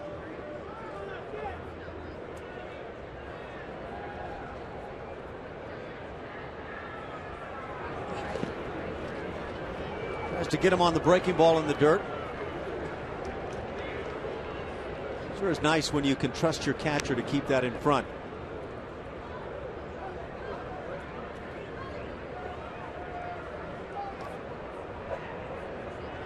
Yeah, this bullpen of, in any order, Gregerson, Deduno, Sip, Neshek, Qualls, Harris, and Thatcher has been terrific.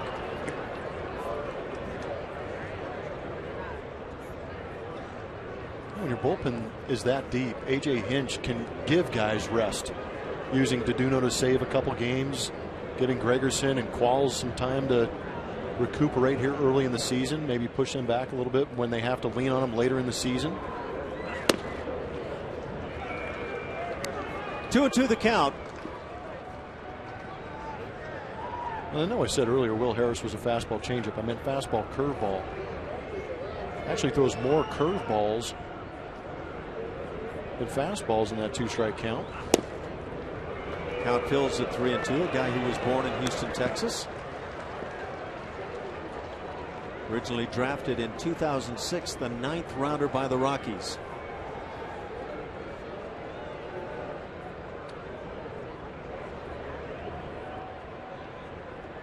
And the payoff pitch got him swinging on a pitch well below the knees. Third time tonight, Austin Jackson goes down on strikes. That's 7 strikeouts for Houston pitching. Well, Harris doing a good job of staying away from really anything hittable in the strike zone. Did a good job of painting the corners and then puts them away down. Dustin Ackley now stands in 1 for 3. Had a first inning single and got as far as third base with 1 out, but then a big strikeout of Nelson Cruz. Kyle Seager flied out to end the inning. And that was solid work by Asher Wojciechowski back in the early goings.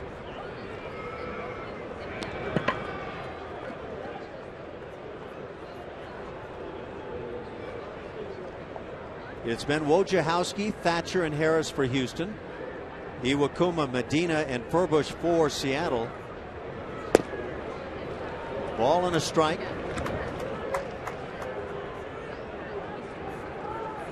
Wojciechowski finished his night at 86 pitches. Iwakuma needed just 71 to get through his 5 2/3 on the night. Make that 5 1/3 for Iwakuma. A 1-2 count on Ackley.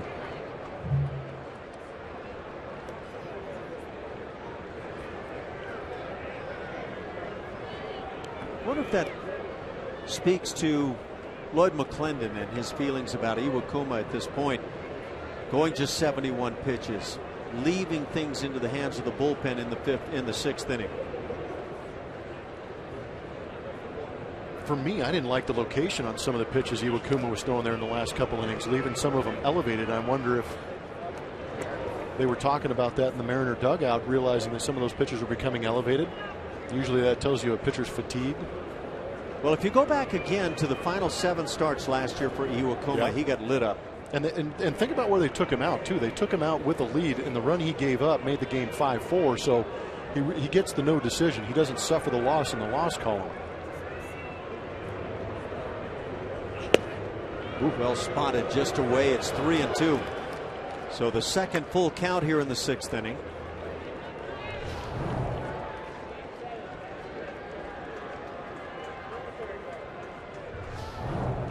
Good call, Dale.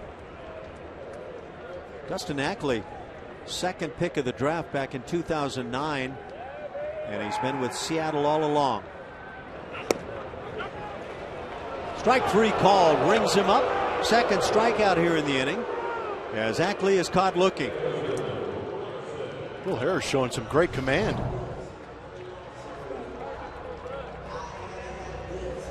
You just tip your cap on the way back to the dugout on that one.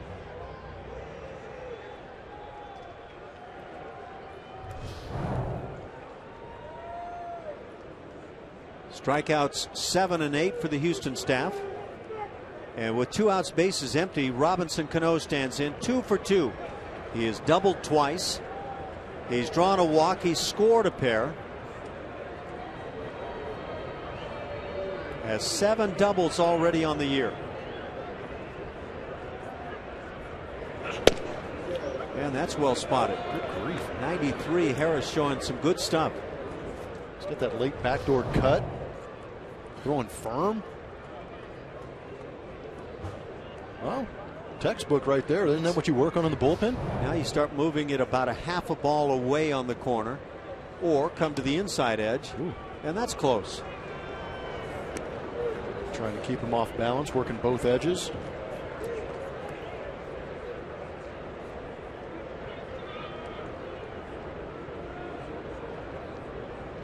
Still a lot of years left on the contract of Robinson Cano, no doubt about it.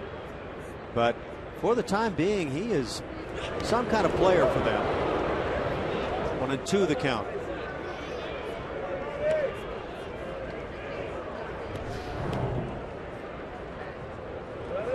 You don't see him swing at a pitch that bad very often. And in my head, I'm thinking, who do you give the advantage to? A quality, high quality veteran hitter like Cano, or do you give the edge to the pitcher he's never faced, probably never even heard of?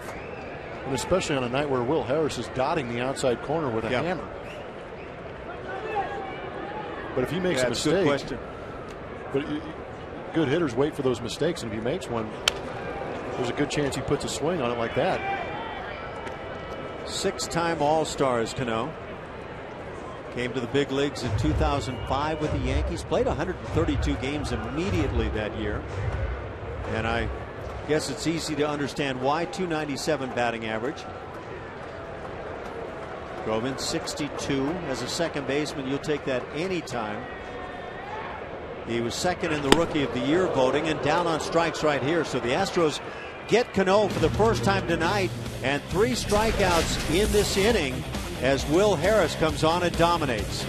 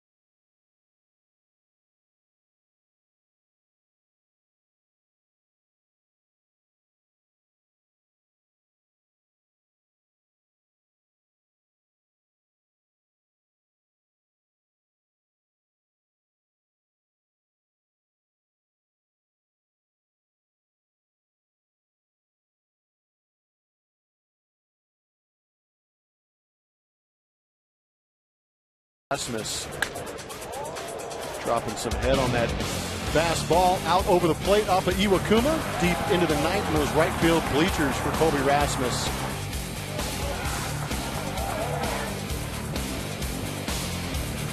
And high fives all over the place back in the dugout. 5 runs, 6 hits, an error for Houston. 5 runs, 10 hits, an error for Seattle. And now in the 7th inning, Furbush stays on to work it to Colby Rasmus. He'll be followed by Marisnik and Altuve, and the Mariners have a right-hander throwing in their pen.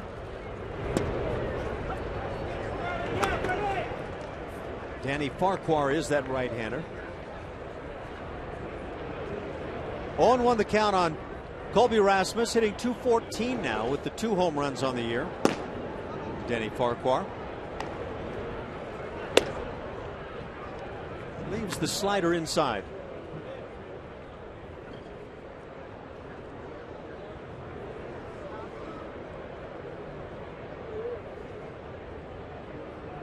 So how does a game like this get settled in the final 3 innings? Is it the long ball that comes into play? Is it some small ball portion of the game?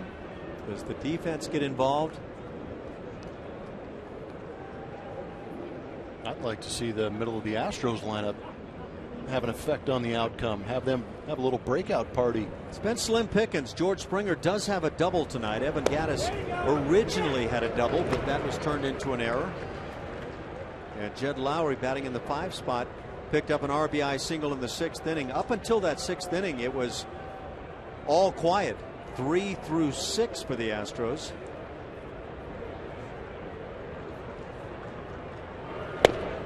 Good looking fastball at the knees taken by Colby. He's down on strikes. And that's going to bring the skip.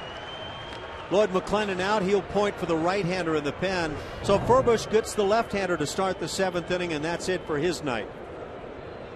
Just look at the location on those pitches. Filth.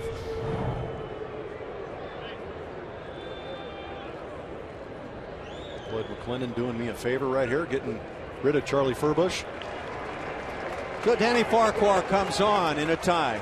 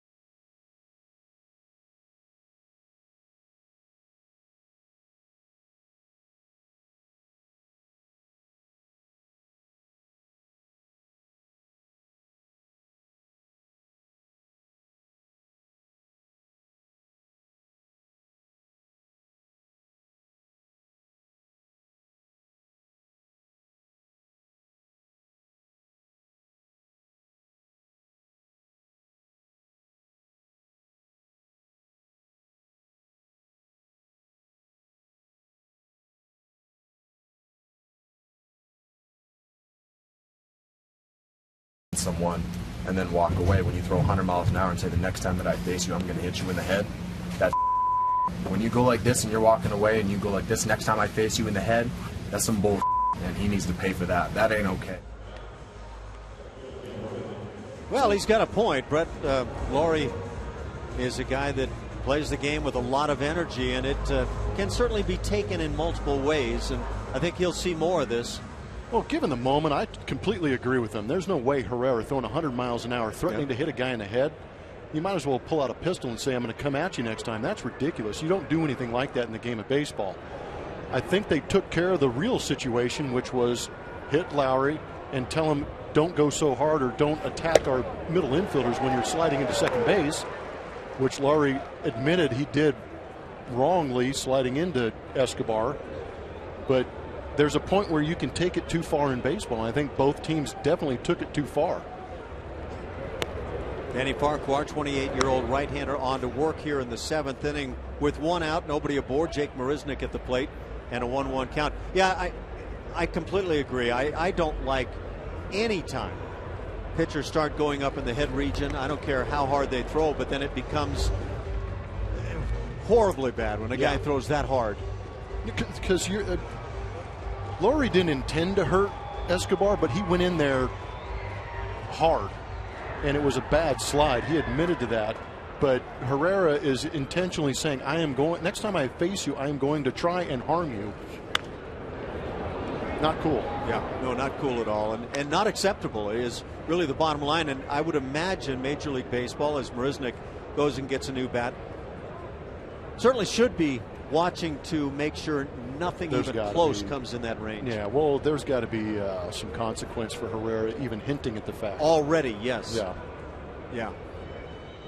There have been some heated moments here early in the season. Yeah. 2015 has not started in baseball as the year of the bunny rabbit. I mean, Laurie even took it to the extent of having the Ultimate Warrior face paint on for the post-game interview, too. So you think he is Bryce Harper? Seriously. There's going to be an eye black shortage by the end of this season if these guys keep going at it that hard. 1-2. Where was close? That was close. I think Danny Farquhar thinks maybe I deserve that one. Where's Hank Conger? Yeah, that's a strike. Yeah, and I agree. Our initial thought was a strike. I don't know what it takes with umpires sometimes as the strikeout is recorded. That's 3 straight Astros hitters down on strikes, 2 out, and leadoff man Altuve coming to the plate. But sometimes I wonder what it takes to punch through the strike zone.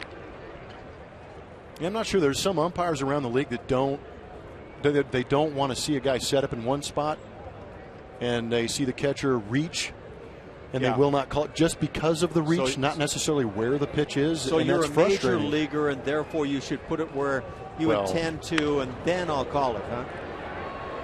Fly ball right field coming on is Nelson Cruz. It's not pretty, but it gets done. A 1-2-3 7th inning as Altuve flies out. We go to the bottom of the 7th, all tied.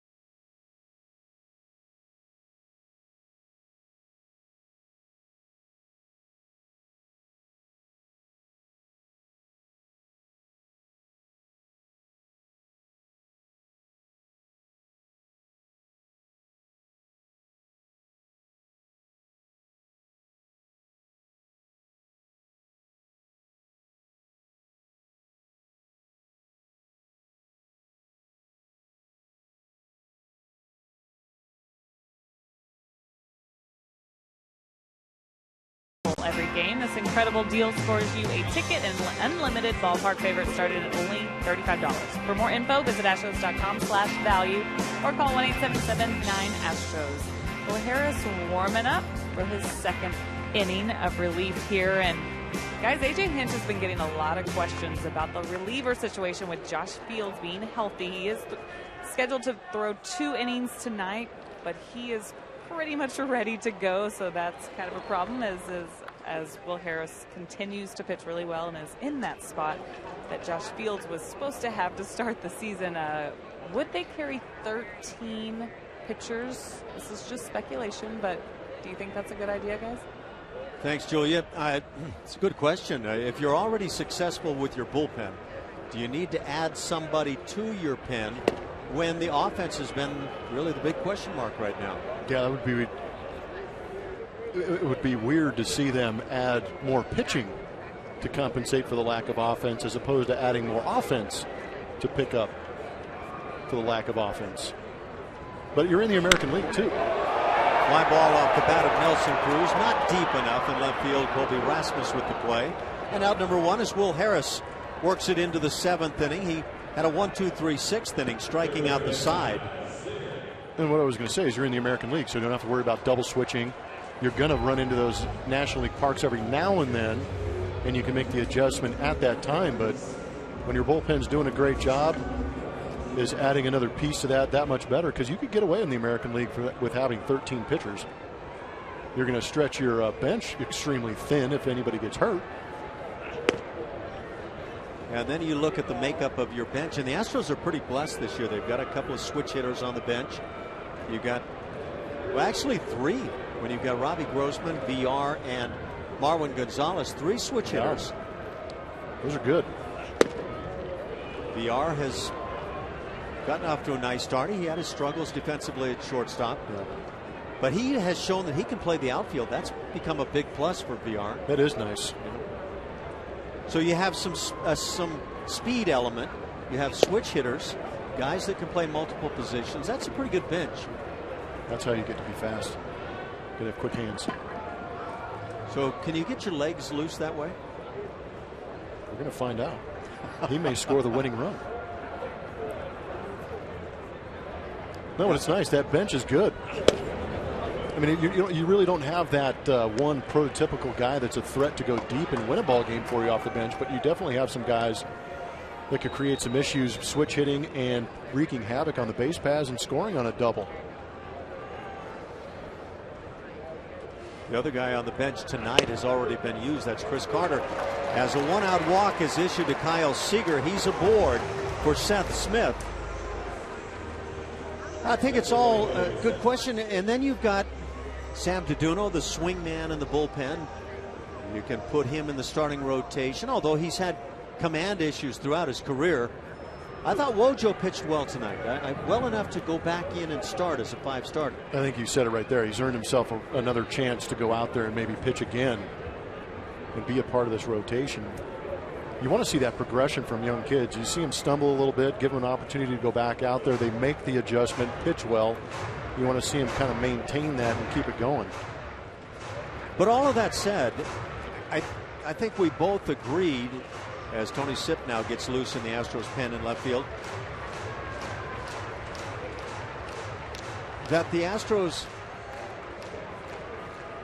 with Josh Fields, have a stronger bullpen in terms of having that power guy late in the ballgame. Yeah, he actually can add something to this bullpen as well as they've been pitching. Yes, I agree. And the strike is called. Kyle Seager actually stole a bag in the 5th inning. There's Tony Sipp getting it loose. Ooh, I would hate to work in these bullpens where you've got people standing right there and above you. You talked about playing the outfield and how tough it can be with fans getting on you. Line shot and knocked down by Altuve. He's going to get the out at first base, a key second out. Moving into second safely is Kyle Seager. And that could have been a very nice inning-ending double play if hung on to, but a great play by Altuve to get the out. The ball was smoked and kind of had a little bit of a bend in it because Altuve anticipated that ball being directly above him, but you can see him moving to his left. but does a good job of knocking it down, getting that out. But now Seager in scoring position with 2 outs. Mike Zunino at the plate. And here comes Brent Strom out to the hill. And I wonder sometimes, you've got that man at second, first base is open. I don't know what you want to mess with right there. But you got Zunino at the plate, and now you leave Lloyd McClendon with a chance to think about it, about maybe going to the bench.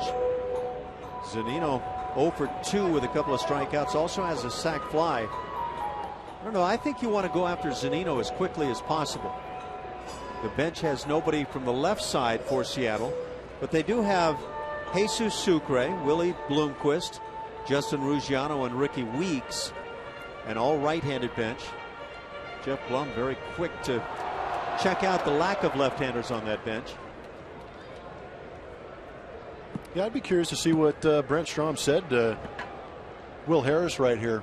I figured that right now with 2 outs, this would be a great matchup for the Houston Astros. Well, this is not one you're going to say, well, make sure you don't give in at any point. I don't see that at all. I think you go right after Zunino, who's hitting 132 as he takes a strike. 15,129 on hand here this evening. And really just a perfect evening. The Mariners have been drawing better than that, but weeknight crowd. The Astros coming into Seattle in recent years have not been a big drawing card.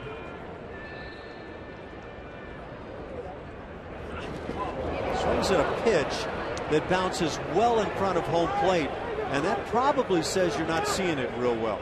That's probably the biggest indicator of it, knowing when a guy is not swinging the bat well, for one, but that right there shows you that he's not seeing it well either. I mean, that ball bounced 3 to 4 feet in front of home plate. Not trying to get into a guy, but that really says it's not right now. Checks his swing on the breaking ball. And the beauty in baseball is it just takes one pitch to change all that. Yeah. But that a look at a swing and a pitch like that really reinforces how hard this game can be sometimes. And it's not just physically, it's mentally and emotionally too. And in Zunino, you're talking about a guy who's been a terrific player already in his early portions of his major league career. He's just a kid. He was a 3rd overall pick just a few years ago out of Florida. There's that same breaking ball, beautifully blocked by Jason Castro, I might add. It really was. See him put the glove down. He keeps it down, lets the chest protector do the work. That's just terrific work. You see, if you wanted to find flaws, and you can almost always find some flaw, glove comes up off the ground, but just a bit. That was just about as good as you can do it.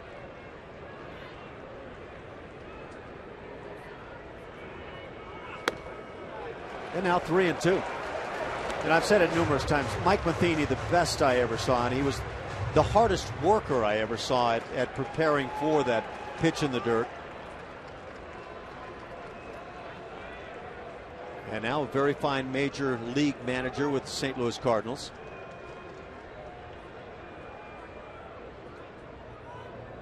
Zunino just a 200 hitter lifetime against Houston, and takes ball 4. That's one that gets away.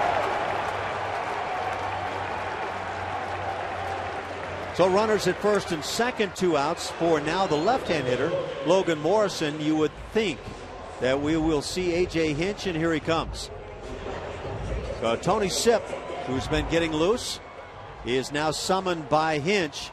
He'll come on to work it with 2 outs here in the 7th inning. A couple of runners aboard in a 5-5 tie.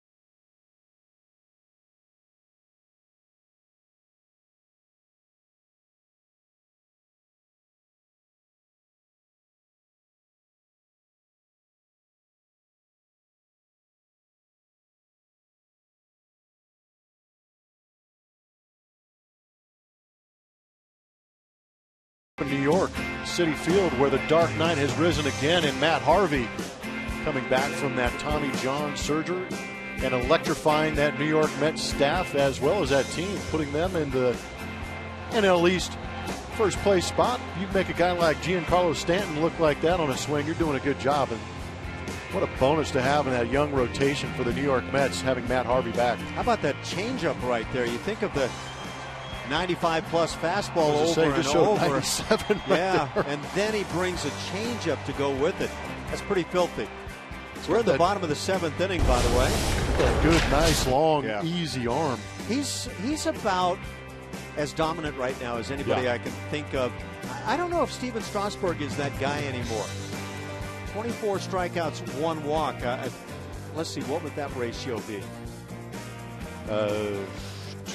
So for every 24 one walk for every 24 to 1, yeah. And they say 2 to 1 is pretty good, right? Testing me right there. 2 outs. Runners at first and second. 5-5 game. Morrison waves on the first delivery from Sipp. Tony Sipp, what a year last year. You realize that Tony Sipp allowed just 28 hits in 50 and 2/3 innings last year? It's good. His whip was at .88. Good grief. That's saying something, huh? Just amazing stuff. Well, off speed, it's a ball and a strike. And that's a guy that was released last year. Yeah, not to mention his versatility. Man can play the outfield. There you go. Yeah. Now, which is his best outfield position? Oh, it's close. No, he's a corner outfield guy. He played both left and right. I think he can swing either way. The 1-1. Logan Morrison waited nicely, saw that pitch well. I like the energy that Tony Sipp brings, but he is a patient pitcher. It was May 1st of last year, Blummer, that the San Diego Padres released Tony Sipp. The Astros picked him up as a free agent on May 1st. They didn't waste any time. Jeff Luhnow and staff jumped all over that one, and boy, did that ever pay dividends. Did some good work, good research. 31 years of age now. Fastball is popped up. Valbuena with the call and puts it away. That does it. Tony Sipp comes on and gets a big out to end the 7th inning as the Mariners stranded pair tied at 5.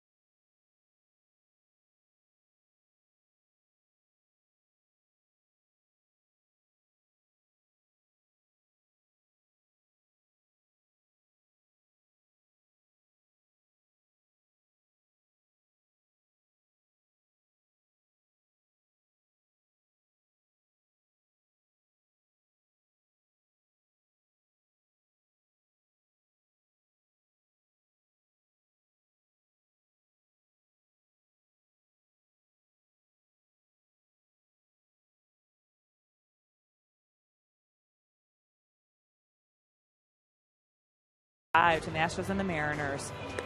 Astros are feeling pretty good with their win yesterday. It put them at 500 with that win over the Angels. 6-6 leading the division as of right now. But the players talked about this yesterday. It's early, yes, they understand that, but this is a very big deal in the clubhouse to get to that point. They want to be in the mix this month.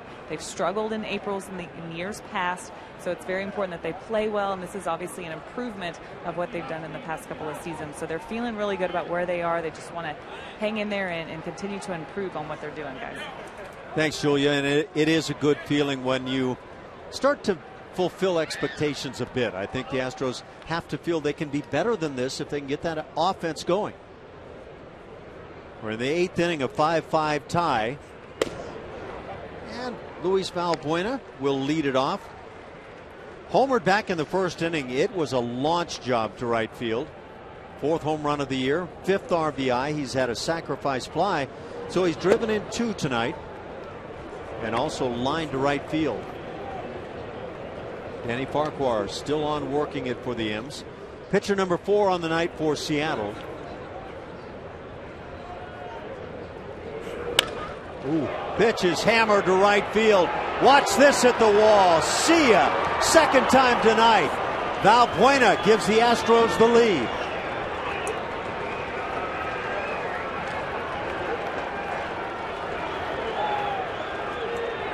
Luis Valbuena, 5 long balls, 2 tonight, and enjoying life here on the West Coast. Somebody's feeling pretty good about themselves. How about we change that A to an O in Valbuena's name and just call him Valbueno? Because that ball, that's a similar spot from the one he hit earlier in the game. He likes that pitch down and gets extended on it nicely, dropping the barrel on it. My opinion, that's way better than just good. So I think you're going to have to come up with, let's see, Val Fabuloso. Yeah. George Springer at the plate. Had a double, that in the 6th inning. His 2nd of the year. He's 1 for 3. Wow. Did you see that home run, Trot? He had that kind of worked out a little bit. He had some stuff going on there. Knows what he's doing. Julia Morales is, I think she's getting a little cocky about some of the things that she presents and how they work out in a ball game. What? Man. She's taking full credit for everybody else's success. I was again. going to say I missed you guys together, but I don't know. How much batting practice did you help Valbuena with today? Down on strike, Springer. First out here in the 8th inning. A 6-5 Houston lead. Let's let Julia explain herself. Yeah, please do. Wait. Why do I have to explain myself? I spoke with, no, don't show me on camera because I'm chickening out wearing a big jacket right now because it got cold and you're going to make fun of me. As I say, we've yet to put our jackets on. Oh, good. The sheriff covered me up. Valbuena and I spoke before the game, so I'm not getting cocky over here.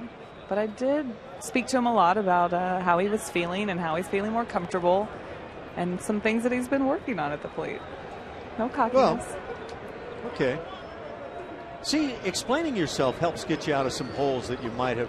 You know, loosely translated, that came out as I gave another good luck interview, therefore I am partially responsible for his success. You know what? If you do enough of those, though, other guys will start coming to you asking to be interviewed. That's actually a good call. That's really good stuff. That's why Julia is the tops at what she does. Those are your words, not mine. You better believe it. Best in the business, and we're grateful to have her along. And the Astros, with the 6-5 lead, are grateful to have Julia along. Evan Gattis has the count at a ball and a strike.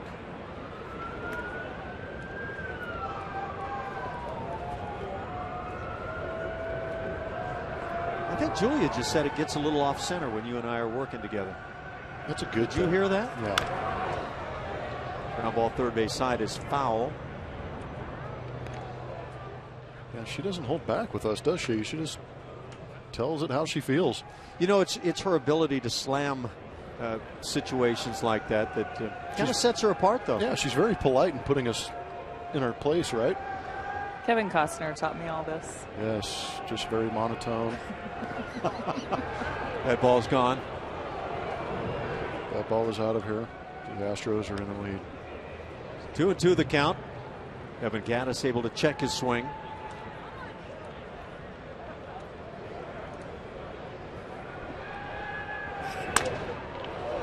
Pfister popped up down the right field side. Long run for Cruz. He is not going to get there, but the ball lands foul. Yeah, that's when you're struggling, is when that ball doesn't land fair. Yeah, you're hitting 290. That thing is 6 inches fair. Automatic. Yeah, did you catch the Kevin Costner interview? A little bit, yeah. Yeah, he was very subdued. Well, he was, yeah. I mean, but he had told a number of people he was not going to be interviewed that night. But Julia came around and things changed. She's very persuasive. The story gets better and better every night.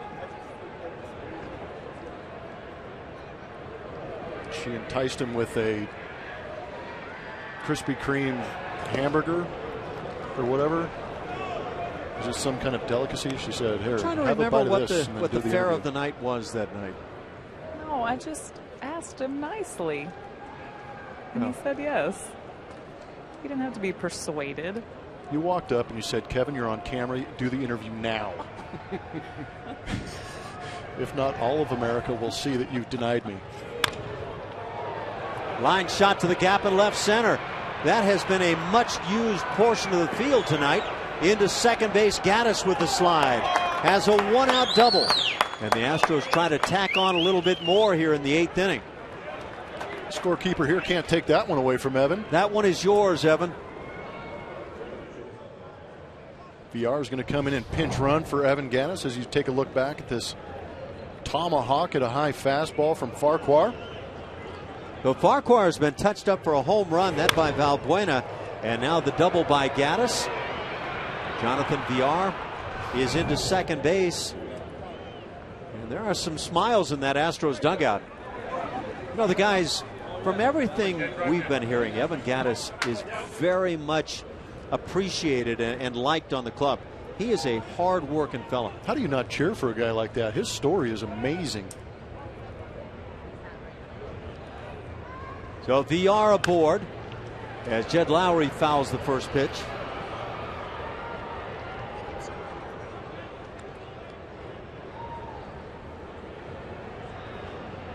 Yeah, I think it's an effective bench right now for the Astros with the speed portion, with the switch hitters, with guys playing multiple positions.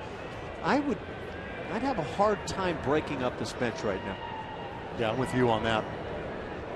And that versatility, the switch hitting, the speed, the ability to play multiple positions, it's such an asset to have. And A.J. Hinch is probably loving having those guys around. And they're a tight-knit group. You can't take that for granted. And the quality of beard on this roster is amazing. Line shot into center field. That's a base hit. Coming to the plate, VR. It's a 2-run lead here in the 8th inning. 7-5 Houston. RBI single, Jed Lowry, his second knock of the night. There's your middle-of-the-order guy right there, and Jed Lowry always puts together a great at-bat. Second RBI on the night. And the Astros trying to make it 3 straight wins. It's not easy to stay on a changeup that low in the zone right there. It does a good job.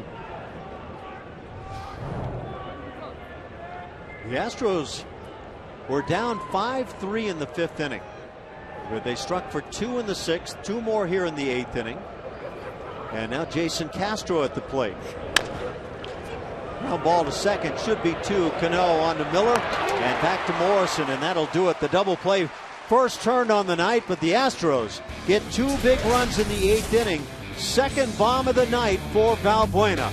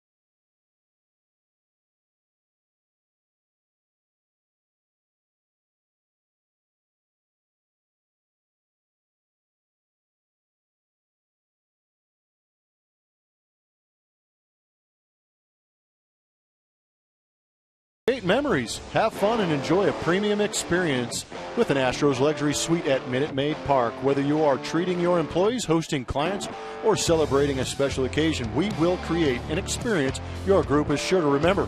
Call the Astros Premium Ticket Line at 1-877-9-ASTROS and reserve your luxury suite today. We go to the bottom of the 8th inning. The Astros now with a 2-run lead, 7-5. 9 Houston hits on the night, 10 for Seattle, and Tony Sipp works it to the 9-hitter Brad Miller. And gets ahead 0-1. A little bit of a good thing going on early for the Astros. Game number 13 tonight. Houston tries to move to 7-6. And now 0-2 to Miller.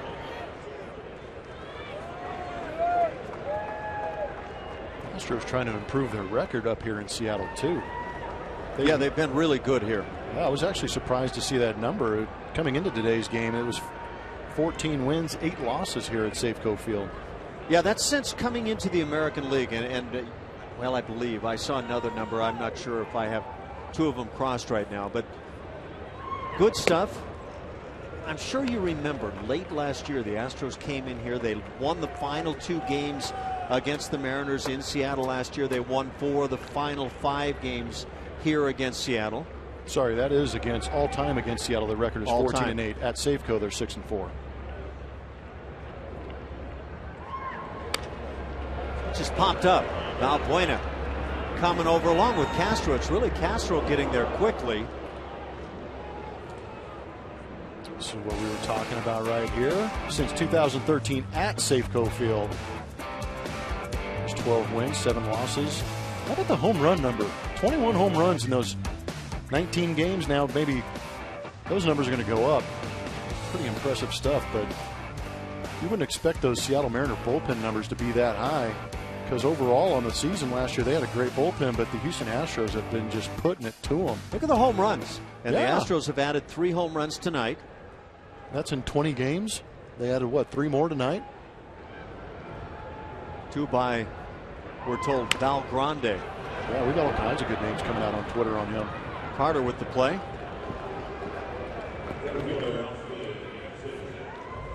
One out here in the 8th inning when the Astros score 4 or more runs this year, or other clubs best in the business this year. Well, that's what you want to see, and that's a credit to the bullpen. That's what they wanted to improve. Score those runs, get that lead, and then have the back end of that bullpen lock it down.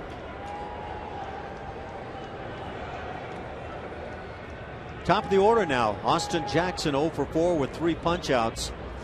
He'll be followed by Dustin Ackley. Tony Sipp, a guy who can very nicely fill this setup role, or sometimes as the closer, depending on what kind of batting order you're facing. We talked about the versatility on the bench. It's also the versatility out there in that bullpen. Chad Qualls in that bullpen right now, getting loose for what would seem to be a 9th inning opportunity. Maybe some work here in the 8th if needed. Well, I think Tony Sipp is still hanging around. Not only is he a good pitcher, and it really doesn't matter which side of the plate he's pitching to, but the guy's hitting behind Austin Jackson, left-hander Dustin Ackley, Robinson Cano.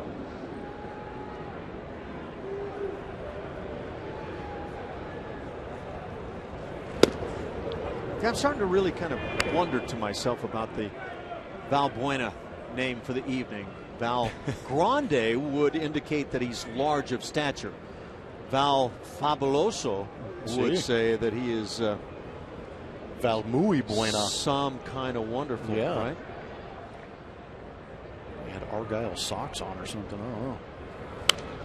Pitch is fouled back, 2-2 the count. I've seen you many times wear those Argyles. Yeah, those are great. Luis Val Fabuloso. Fabuloso might stick. There's stars underneath there. Oh, that's nice. Wow, weird. Those socks. You know what? We would not be able to see that without the LED lighting. Yeah, it's true. By the way. Only in Safeco Field can you see that. Change up, maybe. And a 3-2 count. Look at that. He's got a Superman tights on underneath there. Pete Maravich used to wear the same socks. Who? All the time. Yeah, you I'm like kidding. like your dad never or Yeah, your grandpa never told you about Pete Maravich, right? Pistol Pete. So I have a feeling Fabuloso might be wearing those for a while. Yeah, no doubt. Popped up, but that's back to the seats.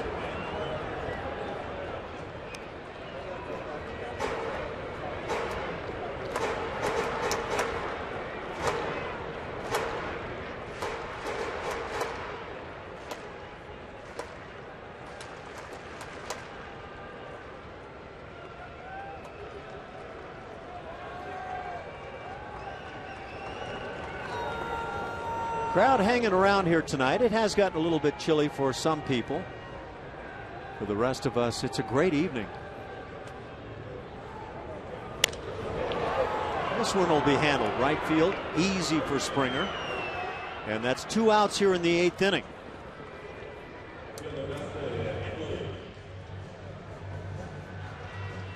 I don't know. Do you think some people break down the word jackets here in Seattle? Not only a jacket, she's got an animal on there too, trying to keep her warm. Good grief.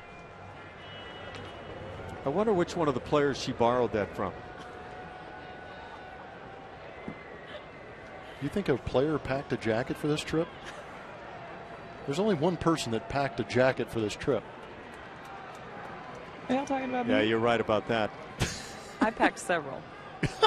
You think it's cold in Seattle? Just wait till we get to Oakland. Did we say we thought it was cold in Seattle? Oh, yeah, you guys are cozy up there. I think you're due for another trip up to Mount Davis. What is that, punishment for me?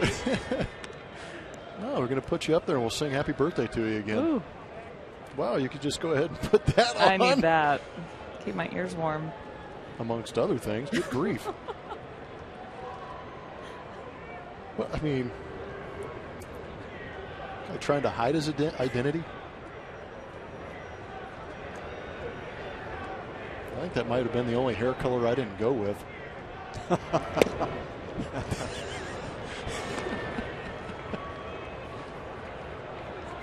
Do you actually remember making those decisions? Gosh, those, do I? Those yes. life choices? Yes. Yeah? Yeah, I do. Did you and Corey get together on those choices? No, she yelled at me every time I did it. She did not enjoy going home with that guy too often. No, 2-1 the count. That's more evidence of the fact that I never played during the social media era, because that would have been blasted all over the world. Oh, you would have loved it though. Oh yeah, well, at the time I would have been like, wow, look at all the attention I'm getting. Now I'm like, oh gosh. You know, I hope my kids aren't the watching. wrestling world would have tried to get you in the ring. Me and Ric Flair going at it with our flowing locks. You would have been Mr. Wonderful well before Mr. Wonderful these days. That's approach. pine tar to a little bit of the extreme. Yeah, that's trying to rival George Brett right there. Right now, Jim Crane is a little upset at how his pine tar budget is being used. You're supposed to get through an entire year with that bottle. I'm not sure they're going to make it. Oh. Ground ball right side. Altuve with the play, a 1-2-3 ninth, 8th inning rather, turned in by Tony Sipp. We go to the 9th. The Astros on top by a pair, 7-5.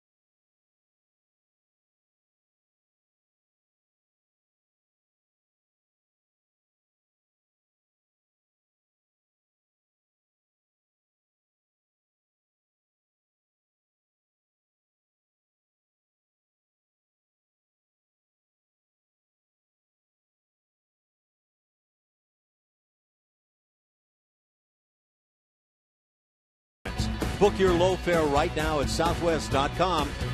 And by Jack in the Box. Jack's hottest sandwich is back. Head to Jack in the Box for Jack's new blazing chicken sandwich. Jerry Blancas loves it. 7-5 Astros here in the 9th inning. Game 1 of 3 against the Mariners. And 1 of 9 here on the road trip. 10-day trip. Yeah. You know, does a trip like this go a long way to defining who a team might be over the course of the year? I think it could. Something they can rely on later. Getting those tough stretches in August, you can look back and say, look at how well we played here, and maybe remember those good times. Get a look at Carson Smith as he comes in out of that Seattle Mariner bullpen. Fastball, slider, changeup. Pitcher number 5 on the night for Seattle, 25-year-old right-hander. He hails from Dallas, Texas. Facing Chris Carter, as Carter gets his second at bat of the night. He came on as a pinch hitter in the 6th inning, taking over for Marwin Gonzalez, who was 1 for 2 on the night. He had singled and lined out. Carter struck out in that 6th inning. Had a man at second base in a 5-5 tie at the time. How many at bats into the season did it take you to feel like you were where you needed to be, Ash? I don't know. If I got a hit in the first at bat, I probably felt like it at that point. I was always deceived if that was the case, but I always felt like around that 50 AB mark, I had a pretty good gauge on where I was at. How many times in your career did you think, I've got it figured out? Yeah, and then I woke up the next day. Yeah. And this game is just vicious as Carter goes down on strike, second time tonight. And Chris Carter's feeling that viciousness right now. If it looks easy on TV or when you sit at the ballpark, just remember, you're wrong. Yeah, this game will humble you for a long time and in a heartbeat. Yeah, I think there were very few hitters through the years who really thought to themselves at any point realistically this game's easy. Diving stop Cano and makes the play to rob Colby Rasmus. That's the second out here in the 9th inning, and this guy can swing the bat, but he can really play with the leather as well. That's what you like to see. You got a superstar guy like Robinson Cano, big contract, all the endorsements, can swing the bat, but doing it on the defensive side too.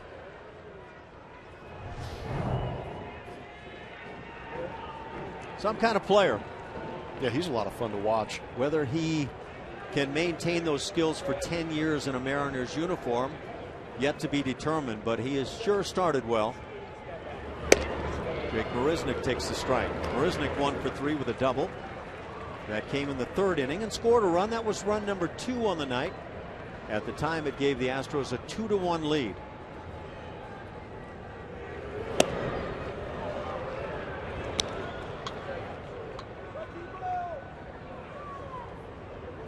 Marisnick hitting .324. It's been a really nice start to the year for Jake.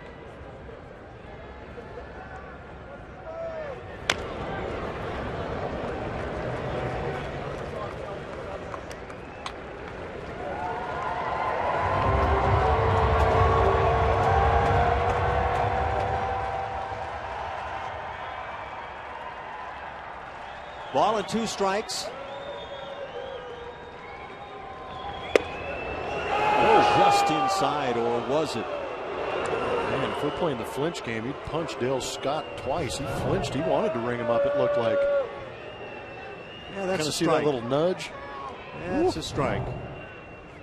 And that again is where the nose allegedly is. So if it comes at your nose as an umpire, it's a strike. How about that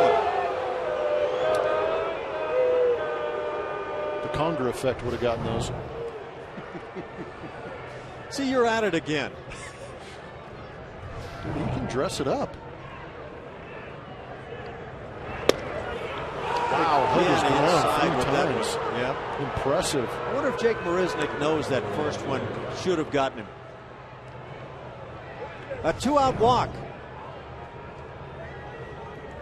Slider just not quite getting there. Crazy thing is that Carson Smith was trying to throw a the right slider and hit that outside corner and 3 times missed up and in. Just launched it. So speed aboard with Marisnick at first. We'll see if he's on the move. We'll see Altuve is 0 for 3 on his night. And seeing that batting average dip to 302. It's going to be a tough spot for a guy like Jake Marisnick, who I'd like to see running a lot. Because I think he's got the speed. He's got 3 stolen bases on the season. But you got a guy in Altuve who's hyper aggressive at home plate. Likes to swing early in the counts.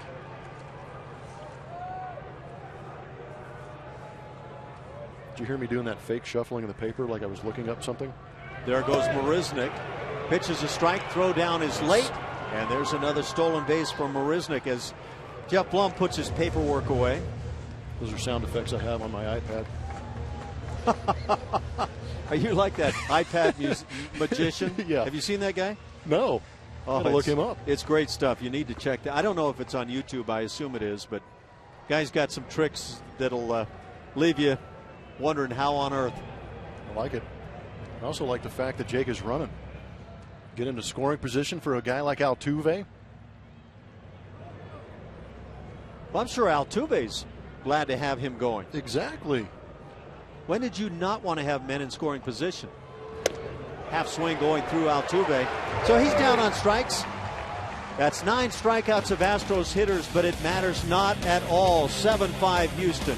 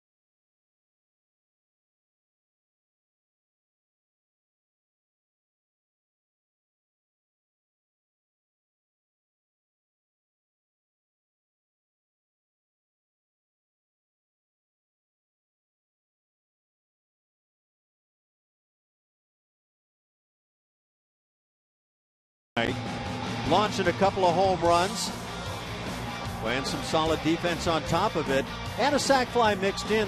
3 RBIs, 2 home runs, 5 on the year for the Astros' 3rd sacker. Yeah, he got himself a defensive montage earlier in the game too, so the kid's been doing it on both sides of the plate. Big offseason pickup, proving his worth right now with the bat.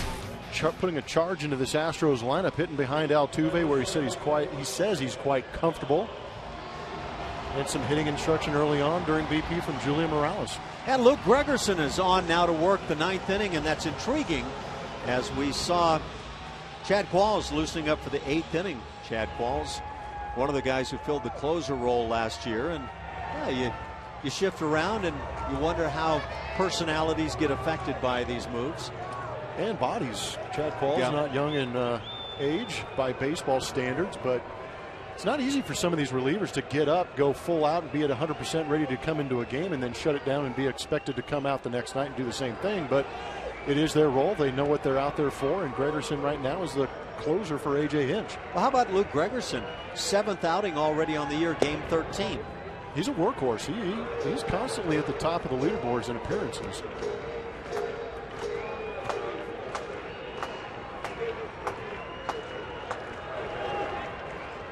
Three consecutive days now for Gregerson.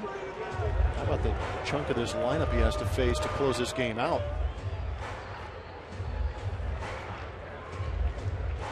He's got Cano to start the inning, the 3-hitter, followed by Nelson Cruz and Kyle Seager. So that is one tough inning. You earn your save when you get through there. And the Astros are hoping that save gets earned this evening. Throws it by on the outside edge, 1-2. Cano has struck out once tonight. 9 Houston pitching strikeouts. But Cano also with a pair of doubles and a walk, scoring a pair. Gregerson, a lot of fastballs and sliders. Little tapper. Gregerson bare hands and gets the out. Sure hate to see a palm ball get picked up on a play like that, but perfectly handled by Gregerson. 1 out in the 9th inning. Good job at bouncing off the mound.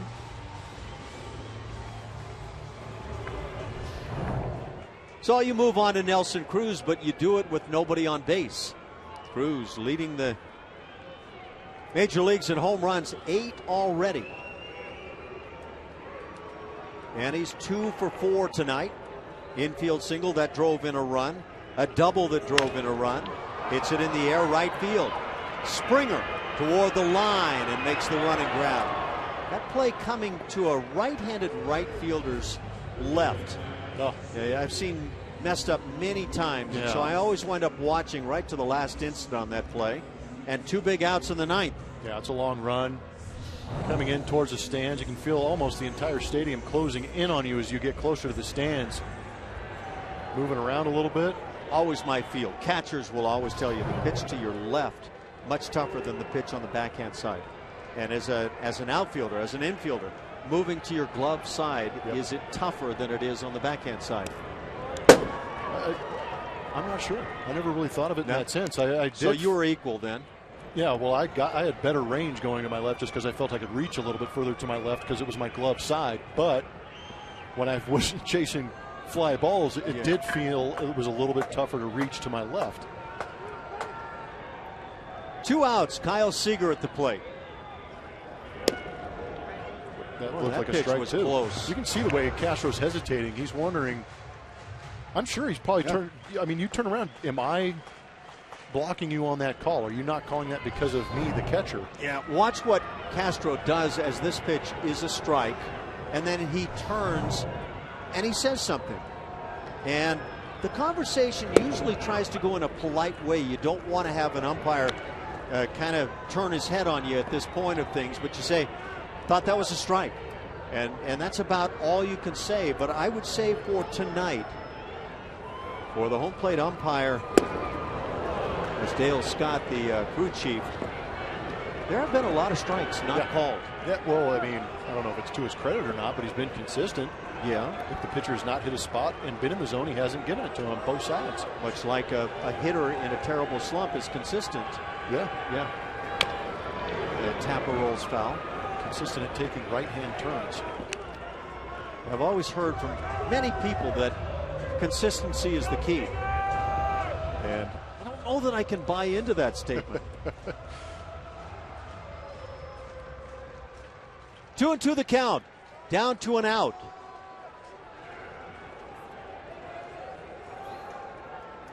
Luke Gregerson has been all the Astros could ask for in that closer role. Now sees the count go to 3-2. You do not want a base runner with Seth Smith coming up next. Gregerson's got that short arm action. He was not your prototypical closer, throwing 90, maybe a little bit over 90 miles an hour, but with that short arm, it's tough to pick the ball up out of his hand early.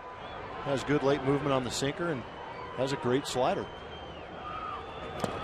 And he winds up walking Kyle Seager. So now the tying run comes to the plate here in the 9th inning. For Luke Gregerson, 7 years in the big leagues, 21 saves as he's picked up 2 this year, trying to add a 3rd to it. Sometimes I wonder, you gear up and concentrate as a pitcher so often to get those first 2 outs of the inning, and especially in this situation for Gregerson, getting Cano and Nelson Cruz. Not that he's going to let up, but he might have taken that little sigh of relief and lost on Kyle Seager right there. Then you can't blame a guy. You get through Cano and Cruz, as you say, and that's a big part of an order to get through. Now, Chris Carter is going to play all the way behind Seager. If he takes off to second, many might say, well, it's not impactful, but I always like to see that possibility of the force at second involved on at least a couple of occasions. I've seen that play come up as the only possibility, and when it's not there, boy, it sure hurts. Seth Smith getting the big swing, comes up empty. Smith yet to homer on the season, hitting .273. George Springer in right field, playing deep. 3 infielders on the right side. There goes Seager, and now you no longer have that force play. Should be fielder's indifference. I liked in these shift situations, I was kind of looking at it. Seager almost took a round, but Valbuena, as soon as Seager took off and realized that pitch was taken, was charging towards third base to cut Seager off from thinking about going to third base. 1-1 the count. Yeah, your eyes were all over that play. I was watching Valbuena as well, and he had that little flinch. Yeah, watch. It was the right thing to do. Yeah, he's playing deep, and you see him charging over towards third base just to make sure that Seager doesn't get any thoughts of craziness and try and advance. There was somebody earlier in the year that stole 2 bases on one play. Mookie Betts, I think, in Boston. It was Billy Hamilton or whatever. It was one of those burners. One of those guys got 2 stolen bases on one play. It's a 1-2 count. Seth Smith with no obvious answer for what Gregerson is bringing. Ex-teammates going at it. Former Padres.